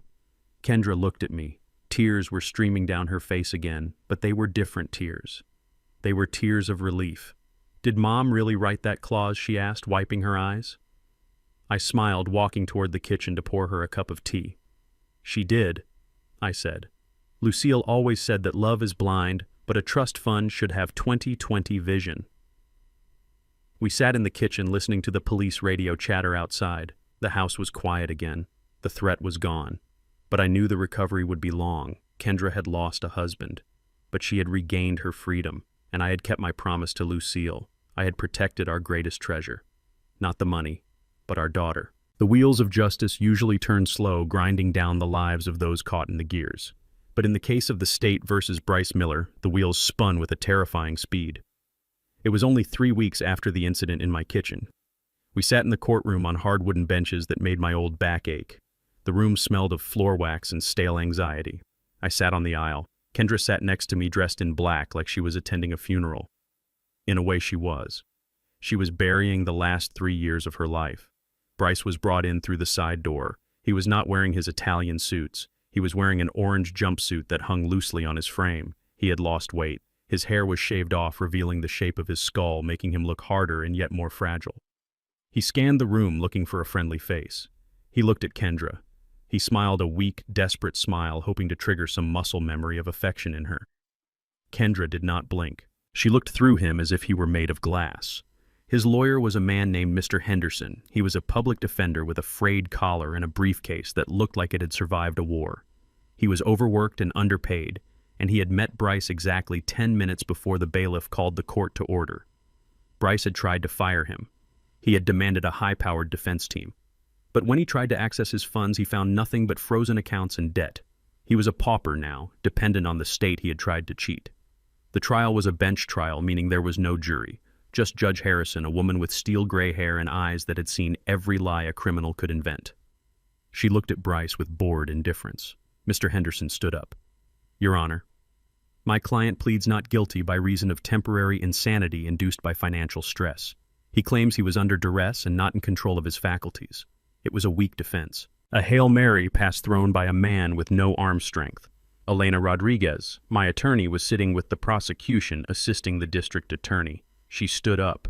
She did not look bored. She looked like a predator who had smelled blood. Your Honor, the prosecution will prove that this was not insanity. This was a calculated series of felonies committed by a career criminal who has made a living preying on women and the elderly. We have video evidence, we have financial records, and we have the defendant's own words. The trial moved quickly. The video of the warehouse break-in was played. The judge watched Bryce swinging the bolt cutters, destroying millions of dollars of NASA prototypes. She watched him run like a coward. Bryce sank lower in his chair, avoiding the screen. Then came the testimony of Dr. Evans regarding the toxicology report. Methamphetamine. Opioids. The judge took notes, her face tightening in disgust. But Bryce was still holding on to a shred of hope. He leaned over to his lawyer, whispering frantically. I could read his lips. He was saying, "She won't testify against me. She loves me. It is spousal privilege." He was right about one thing. Kendra did not want to testify. The law in Nevada protects spouses from being forced to testify against each other in certain situations. Bryce was banking on her silence. He thought that if she stayed quiet, he could claim the assault in the kitchen was self-defense, that I had attacked him first. But Elena had anticipated this. She did not need Kendra to speak. She had something better. Your Honor, Elena said, walking to the center of the room. The defense claims Mr. Miller loves his wife and acted out of stress. To counter this character assertion, the prosecution would like to submit Exhibit G. She pulled a small flash drive from her pocket. This is a recording recovered from the defendant's cloud account. It is a phone conversation recorded 2 days before the warehouse incident. It is a call between Mr. Miller and an unidentified female associate. Bryce's head snapped up. His eyes went wide with genuine terror. He tried to stand up. No, he shouted. You can't play that. That is private. That is inadmissible. Sit down, Mr. Miller. Judge Harrison barked, banging her gavel. Overruled. Play the tape. The courtroom fell silent. Elena pressed a button on the laptop. The speakers crackled. Then Bryce's voice filled the room loud and clear. It was arrogant. It was mocking. It was the voice of the man he really was. Hey, baby, the voice on the tape said. Yeah, I am still at the house. It is a nightmare. The old man is watching me like a hawk. But don't worry, I am close to the payday. A woman's voice laughed on the other end. How is the wife? Is she suspicious? Bryce's voice laughed back. A cold, cruel sound. Kendra, please. She is a cow. A stupid, desperate milk cow. I snap my fingers and she moos. She believes anything I tell her. I told her I was fixing the plumbing and she looked at me like I was Superman. God, she is pathetic. I can't stand touching her. Every time I kiss her, I have to think about the money. Just a few more days, baby. Once I get the old man to sign the house over, I am dumping her at the nearest shelter. We will be in Rio by the weekend. The recording ended. The silence in the courtroom was heavier than lead. I looked at Kendra. She was sitting perfectly still. Her hands were folded in her lap. Tears were streaming down her face, hot and fast, dripping onto her black dress. But she did not make a sound. She did not wipe them away. Her face was not twisted in sorrow. It was frozen in a mask of absolute icy realization. She had heard the insults. She had heard him call her a cow. She had heard him say he was repulsed by her touch. At that moment, the last tiny ember of love she held for him was extinguished. It was stomped out by his own words. Bryce refused to look at her. He stared at the table, his face burning red. He knew there was no coming back from this. No lie could cover it. No manipulation could spin it. He had been stripped naked in front of the world. Mr. Henderson, the public defender, closed his file. He looked at his client with open disdain. He knew the case was over. He did not even try to object. Judge Harrison removed her glasses. She looked at Bryce Miller for a long time. The silence stretched out for an eternity. Mr. Miller, she began, her voice low and dangerous. I have sat on this bench for 20 years. I have seen murderers, thieves, and liars. But rarely have I seen a man so completely devoid of moral character. You did not just break the law. You broke a family. You targeted a woman who loved you and you used her like a tool. You destroyed history and innovation out of a temper tantrum. You are a danger to society not because you are violent, though you are, but because you have no soul. She looked down at her papers. For the charge of grand larceny and the malicious destruction of property valued over $1 million, I find you guilty. For the charge of fraud and identity theft, I find you guilty. For the charge of assault with a deadly weapon, I find you guilty." Bryce began to shake. "No," he whispered. "Please, I need help. I am an addict. Send me to rehab." "Rehab is for people who want to get better," Judge Harrison said. "Prison is for people who refuse to be human." She raised the gavel. "Bryce Miller, I sentence you to 8 years in the state penitentiary. You will not be eligible for parole until you have served at least 85% of your sentence. And upon release, you will be subject to a permanent restraining order regarding Ulysses and Kendra Stone." Bang! The gavel hit the wood with a sound that signaled the end of the war. 8 years. Bryce let out a sound that was half scream and half sob. 8 years, he shouted, jumping up. "You can't do this. I have rights." Kendra, help me. Tell them I am a good man." 2 bailiffs moved in. They grabbed Bryce by the arms. He struggled, kicking his feet like a child. "Kendra, look at me," he screamed as they dragged him toward the side door. "I am your husband. You can't let them take me." Kendra stood up. She turned slowly toward him. She wiped the tears from her face. Her eyes were dry now. They were hard. They were stone eyes. She looked at him, and for the first time in months, she spoke to him with her own voice, not the voice he had programmed her to use. "Goodbye, Barry," she said. She used his real name, the name of the criminal, not the name of the husband. Bryce stopped struggling. He stared at her, mouth open. The bailiff shoved him through the door and he vanished into the corridor. The heavy door slammed shut, cutting off his final plea. The courtroom was quiet. Elena Rodriguez leaned over and squeezed my hand. "It is done, Ulysses." I nodded. My chest felt lighter. The weight I had been carrying since the wedding day was gone. Justice had been served. It was not sweet. It was not happy. But it was necessary. I stood up and offered my arm to my daughter. "Are you ready to go home?" I asked. Kendra looked at the empty chair where Bryce had sat. She took a deep breath, inhaling the scent of the courtroom one last time. "Yes, Dad," she said, taking my arm. "Let us go home." We walked out of the courthouse into the bright afternoon sun. The storm was over. The air was clean. Kendra did not look back. She walked with her head held high. She was wounded, yes. She had scars that would take years to heal, but she was free. And as I walked beside her, I knew that we would be okay. We were stones. We did not break. We endured. But the story does not end with a gavel, because while Bryce was locked away, the warehouse was still standing. And inside that wreckage lay the truth of what I had been protecting all along. The final lesson I had to teach my daughter was not about money or law. It was about value, and to teach her that I had to show her what was inside the machines Bryce had tried to kill. The drive home from the courthouse was the longest journey of my life. The silence in the car was heavy, not with tension, but with a sorrow so deep it felt like a physical weight pressing down on our chests. I kept my eyes on the road, gripping the steering wheel until my knuckles ached. Beside me, Kendra stared out the window, watching the familiar streets of our neighborhood pass by. She looked smaller than I had ever seen her. The vibrant, confident woman who had defended her husband against the police was gone. In her place sat a girl who had been broken by the truth. We pulled into the driveway. The house looked the same as it always did. The roses were blooming, the grass was green, and the front porch was swept clean. But to us, it felt different. It felt like a battlefield where the smoke had finally cleared, revealing the casualties. We walked inside, and the emptiness of the house hit us. Bryce's things were gone. His noise was gone. His chaos was gone. But the ghost of his betrayal lingered in every corner. Kendra walked into the kitchen and stood by the island, the exact spot where he had tried to attack me. She ran her hand over the granite countertop as if checking for cracks. Then she stopped. Her shoulders began to shake.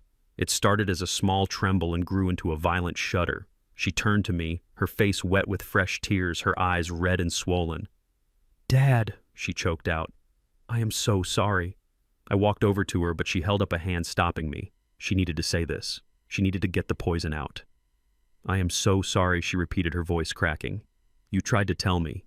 You tried to show me the bills, the records, the lies. And I didn't listen. I treated you like an enemy. I let him humiliate you in your own home. I let him steal from you. I almost let him kill you. How can you even look at me? How can you stand to be in the same room with a daughter who was so stupid and so blind? She collapsed onto a stool, burying her face in her hands. I have nothing, Dad. He took my money, he took my pride, and he almost took you. I am a failure.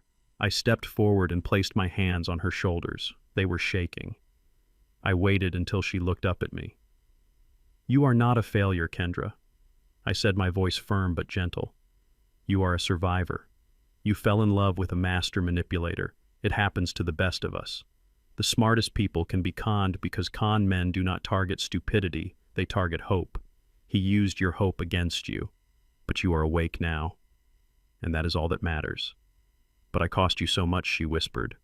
The lawyer fees, the stress, the damage to the warehouse. I smiled a tired, sad smile. Money is just paper, Kendra, and machines are just metal. You can replace paper and you can fix metal. But I could not replace you.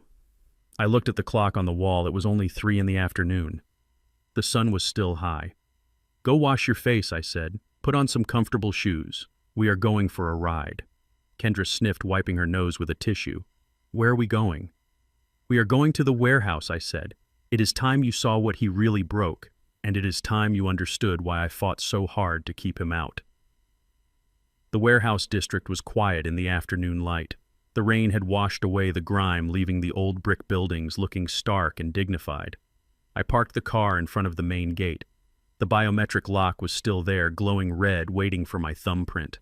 I pressed my hand against the scanner. It beeped cheerfully and the heavy door clicked open. Kendra hesitated at the threshold. She was afraid of what she would see. She was afraid to confront the scene of the crime. Come on, I said gently. It is just a building. We walked inside. The air was cool and smelled of old oil dust and ozone. It was the smell of my career, the smell of invention. I flipped the breaker, and the high overhead lights buzzed to life, illuminating the cavernous space. It looked like a graveyard of giants. The tarps were still on the floor where Bryce had ripped them down. The machine stood in the center of the room, exposed and vulnerable. The damage was visceral. The glass casing of the gyroscope was shattered, the shards glittering on the concrete like diamonds. The hydraulic arm of the pressure system was bent at an unnatural angle, the metal twisted by the force of the bolt cutters. Wires hung loose from the solar array like severed nerves. Kendra gasped, covering her mouth with her hand. Oh my God, she whispered. He destroyed them. He really destroyed them. She walked slowly down the aisle, stepping over the debris. She reached out and touched the jagged edge of the broken solar lens. He said it was junk, she said, her voice filled with anger. He told me it was just a pile of rusted scrap metal. He said you were hoarding trash. I walked up beside her. To him it was junk, I said, because he looked with his eyes, not with his mind. He saw rust and he saw dust. He wanted gold bars, Kendra. He wanted stacks of cash he could grab and spend at a casino. When he saw these machines, he felt cheated. He thought I was poor. He thought I was a fraud. I kicked a piece of twisted copper wire across the floor. He broke them because he did not understand them. I continued. He thought that by smashing the glass he was hurting me. He thought he was destroying my wealth. Kendra looked at me, tears welling up again. But he did hurt you, Dad. These are your inventions. This is your life's work. They are ruined. I shook my head slowly. I walked over to the Mark I hydraulic system. The cast iron casing was cracked where he had hammered it, but the core was still solid. I placed my hand on the cold metal, feeling the history vibrating under my palm. No, Kendra, I said. He did not ruin anything. He only broke the shell. I gestured for her to come closer. I pointed to a small brass plate riveted to the side of the machine. It was tarnished and covered in grease, but the engraved numbers were still visible. Read that, I said. Kendra squinted. U.S. Patent Number 4, 590221, she read. Property of Stone Mechanics. I nodded. I walked to the shattered gyroscope. I pointed to the base. And this one, I said. U.S. Patent Number 6781109. I turned to face her. The warehouse was silent, save for the hum of the lights. Bryce Miller was a fool, I said, my voice echoing off the walls. He thought the value was in the metal. He thought that if he stole the machine, he stole the money. But the machine is just a prototype. It is just a physical model of an idea. I tapped my temple with my index finger. The real value is not in this room, Kendra. The real value is in the United States Patent Office. The real value is in the licensing agreements I signed 30 years ago. I pointed to the broken hydraulic pump. That pump is not just a pump. The design inside of it, the specific way the valves open and close under extreme pressure, is currently being used in the landing gear of the space shuttle. NASA pays me a royalty every time a new shuttle is built. They pay me every year just to keep the exclusive rights to that design. I pointed to the smashed solar array. That lens configuration is the heart of the solar farms in the Mojave Desert. The energy company sends a check to the trust every quarter. I walked over to the gyroscope, the one he had stomped on with his boot. And this. This is the stabilization unit for deep-sea drilling rigs. The oil companies lease this patent for millions of dollars a year. Kendra looked around the room, her eyes wide with shock. She looked at the rust.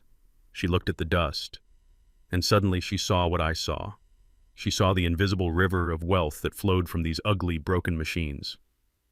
Bryce was standing in the middle of a gold mine, I said, and he was too stupid to pick up a shovel. He broke the prototypes thinking he was destroying my fortune, but all he did was break some glass and iron. The blueprints are safe. The patents are safe. The trust is safe. I took Kendra's hand. It was cold, but I held it tight, transferring my warmth and my strength to her. This is your inheritance, Kendra. Not a pile of cash to be spent on flashy cars or jewelry. Not money that attracts leeches like Bryce. This is intellectual property. It is the fruit of my brain and your mother's patience. I looked her in the eye, intense and serious.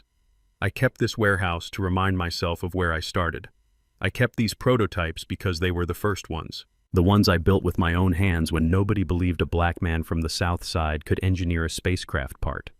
I let go of her hand and spread my arms wide, encompassing the wreckage. Bryce called this trash. But do you know what this really is? This is proof. Proof that they can break our bodies, they can break our windows, and they can even break our hearts. But they cannot break our minds. Kendra walked over to the hydraulic pump. She touched the brass plate reverently. She ran her fingers over the name, Stone Mechanics. She looked at the date, 1985, the year she was born. "You did this for me," she whispered. "I did it for us," I corrected. "I did it so that you would never have to depend on a man for money. I did it so you would have the freedom to make mistakes and survive them." I walked over to the wall where a small framed photo of Lucille hung crookedly. Bryce had knocked it askew, but he hadn't broken it. I straightened it. "Your mother knew," I said. "She knew that one day you would need this. She told me to keep the patents in the trust. She said, Ulysses, don't give her the fish. Give her the ocean." Kendra began to cry again, but this time she was smiling through the tears. She looked at the broken machines and she didn't see failure. She saw victory. She saw a legacy that was bulletproof, fireproof, and idiot-proof. "I am sorry I doubted you, Dad," she said. I put my arm around her. "It is okay," I said. "You see it now. That is all that matters." We stood there for a long time amidst the ruins of the fake war. Bryce had started honoring the real victory that had been won decades ago. The warehouse was ugly, it was dark, it was dusty, but to us standing there in the silence, it was the most beautiful bank vault in the world. And the best part was that the thief had left empty-handed because he didn't know how to carry the weight of brilliance. It has been exactly 365 days since the gavel fell. The seasons have changed, and so has the landscape of my life. I drove down to the warehouse district this morning, but I did not have to hide my car behind a dumpster. I parked right in front of the newly painted steel gates. The rust is gone. The peeling gray paint is gone. In its place is a mural, bright and vibrant, painted by local artists, showing gears turning into flowers and circuits becoming city skylines. Above the entrance, a new sign hangs proud and heavy. The Lucille Stone Center for Innovation. I walked inside. The silence that used to haunt this place is gone, buried under the hum of activity. The air no longer smells of stagnation and decay. It smells of soldering iron smoke, fresh coffee, and the sweat of hard work. The darkness has been chased away by floor-to-ceiling windows that let the sunlight pour in, washing over the rows of workbenches. Where Bryce saw a pile of junk, I now see the future. 20 young men and women were already there, heads bent over circuit boards and blueprints. They come from the same neighborhood I did. They grew up being told that engineering was not for them, that technology was a language they could not speak. But here they are, speaking it fluently. I walked down the central aisle. The broken prototypes are still there, but they are no longer tragic ruins. We cleaned them up. We mounted them on pedestals. They are now teaching tools. The shattered gyroscope sits in a glass case with a plaque that reads, "Resilience." The bent hydraulic arm is displayed next to the blueprints showing how to fix it. I stopped at a workbench where a young man named Marcus was struggling with a robotic actuator. He is 19 years old, brilliant, and hungry for knowledge, but he lacks patience. He was cursing softly, trying to force a wire into a terminal. I placed my hand on his shoulder. "Easy, son," I said. "You cannot force the connection. You have to respect the resistance." Marcus looked up. He wiped his grease-stained hands on his apron. "It won't fit, Mr. Stone," he said, frustrated. "The tolerance is too tight." I smiled. "The tolerance is perfect," I said. "It is your grip that is too tight. Relax your hand. Let the machine tell you where it wants to go." He took a deep breath. He tried again, moving slower with more deliberation. The wire clicked into place. His face lit up with the pure, unadulterated joy of discovery. That right there is why I fought. That moment of realization. Bryce wanted to sell this building for parts. He wanted to strip the copper out of the walls to pay for his gambling. If he had succeeded, Marcus would not be here. This center would be a vacant lot, and these kids would still be believing the lie that they do not belong in a lab. I walked to my office at the back of the warehouse.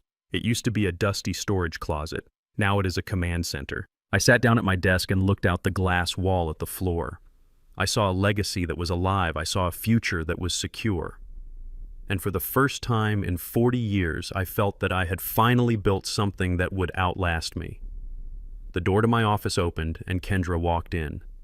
If you had seen her a year ago, you would not recognize her today.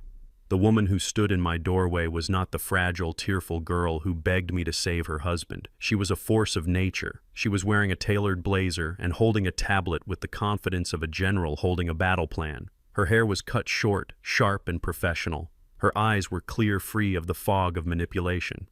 "Good morning, Dad," she said, placing a cup of coffee on my desk. "Black, no sugar." She sat down opposite me and swiped her screen to life. "We need to review the quarterly grant applications," she said, her voice crisp. "We have 50 applicants for the fall semester scholarship. I have narrowed it down to 10. And I also reviewed the proposal from that tech firm that wants to partner with us." She paused, looking up at me over the rim of her glasses. "I rejected them," she said flatly. I raised an eyebrow. "Why is that? They offered a lot of money." "They did," Kendra said. "But I read the fine print. They wanted ownership rights to any student patents developed during the internship. They wanted to harvest our talent and keep the intellectual property for themselves. It was a predatory clause hidden on page 40. She leaned back, crossing her arms. "I told them that the Stone Trust does not sign away ownership.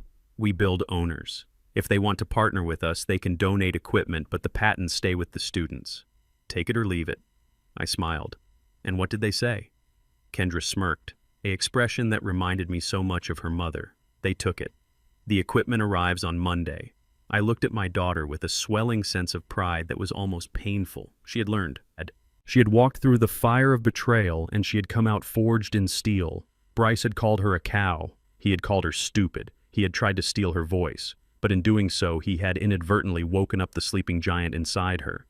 She was no longer just the beneficiary of the trust. She was the manager. She handled the lawyers. She handled the accountants. She sniffed out bad deals with the instinct of a bloodhound. She had taken the pain of her marriage and turned it into armor. She saw me staring at her. "What is it?" she asked, checking her reflection in the glass. "Do I have grease on my face?" "No," I said softly. "You look just like your mother." Kendra softened. Her business mask slipped for a second, revealing the warmth underneath. "I miss her," she said. "I miss her too," I said. "But she would be terrified of you right now. You are tougher than she ever was." Kendra laughed. "I had to be. I had a good teacher." She stood up, gathering her things. "I have a lunch meeting with the city council. I am going to get us that zoning permit for the expansion if I have to stare them down until they blink." She walked to the door but stopped. She turned around, her hand on the knob. "By the way, Dad," she said, her voice dropping a few octaves, "the mail came to the house this morning. I left a letter on the kitchen counter for you." She paused. "It is from the penitentiary." The air in the office grew still. We looked at each other, acknowledging the ghost that still tried to haunt us. "Do you want me to shred it?" she asked. "No," I said. "I will handle it." She nodded. "I know you will." She walked out, closing the door behind her. I watched her walk across the warehouse floor, stopping to correct a student's posture, giving advice with a firm hand. She was the queen of this castle now, and I knew that no man would ever be able to lie to her again. That evening I sat in my living room. The fire was crackling in the hearth, casting long dancing shadows against the walls. The house was peaceful. The storm was long gone. I picked up the envelope from the counter. It was cheap standard issue prison stationery. The return address was stamped in red ink. Nevada State Correctional Facility, inmate number 894022, Bryce Miller. I did not open it immediately. I held it, weighing it in my hand. It felt light, insignificant. I used my letter opener to slit the top. I pulled out the single sheet of lined yellow paper. The handwriting was cramped and messy, written with a dull pencil. "Dear Ulysses," I started reading. "I hope this letter finds you well. I am writing to you because I have found God in here. I have had a lot of time to think about my actions, and I realize now that I was wrong. I was sick, Ulysses. I was not myself." I skipped a paragraph of rambling apologies. Then I got to the point, the hook. "I am trying to take some classes in here. I want to learn a trade so I can be a better man when I get out. But the classes cost money, and I need supplies. I have nobody else to ask. My family has cut me off. I know I hurt you, but I am asking for Christian charity. If you could just send $500 to my commissary account, it would change my life. Please, for the sake of the love I once had for your daughter." I lowered the paper. He had not changed. He had not found God. He had found a new angle. He was still the same con man, just working a smaller room. He thought that time would soften me. He thought that if he used the right buzzwords like redemption and charity, I would open the checkbook. He was still underestimating me. I stood up and walked to the fireplace. The heat was intense, warming my face. I looked at the letter one last time. I did not feel anger. I did not feel hate. I felt absolutely nothing. He was a stranger to me now, a bad memory that was fading with every passing day. I tossed the letter into the fire. It landed on a burning log. The yellow paper curled instantly, turning brown, then black. The words "Christian charity" and $500 disappeared in a burst of orange flame. I watched it burn until there was nothing left but ash. I turned away from the fire and looked around my home. It was safe. The deed was secure. The locks were changed. My daughter was thriving. My legacy was growing. I walked to the window and looked out at the night sky. The stars were bright, clear, and unblinking. I took a sip of my tea and whispered into the quiet room. "You tried to break in, Bryce. You tried to break us. But you forgot that stones do not break. We only settle deeper into the earth." I turned off the light. Family protected. Mission accomplished. I walked up the stairs to my bedroom, my knees aching slightly, but my heart lighter than air. Tomorrow was Saturday. Marcus needed help with the solar actuators. Kendra needed help with the zoning proposal. I had work to do, and for the first time in a long time, I was looking forward to waking up. I learned that true value is rarely found on the surface. Bryce looked at my life and saw only rust and old age. He missed the diamonds hidden in the dust because he was blinded by his own greed. But the greatest legacy I leave my daughter is not the patent royalties or the warehouse. It is the lesson that you must look deeper to find the truth. Real wealth is not what you can steal or spend. It is the resilience to rebuild when your world is shattered. We are stones. We do not glitter like fool's gold, but we endure like the earth. If you believe a father's duty is to protect his children at all costs, hit that like button and subscribe to the channel. Let me know in the comments below, would you have forgiven Kendra for bringing a wolf into the sheepfold, or is loyalty something that once broken can never be fixed? See you in the next story.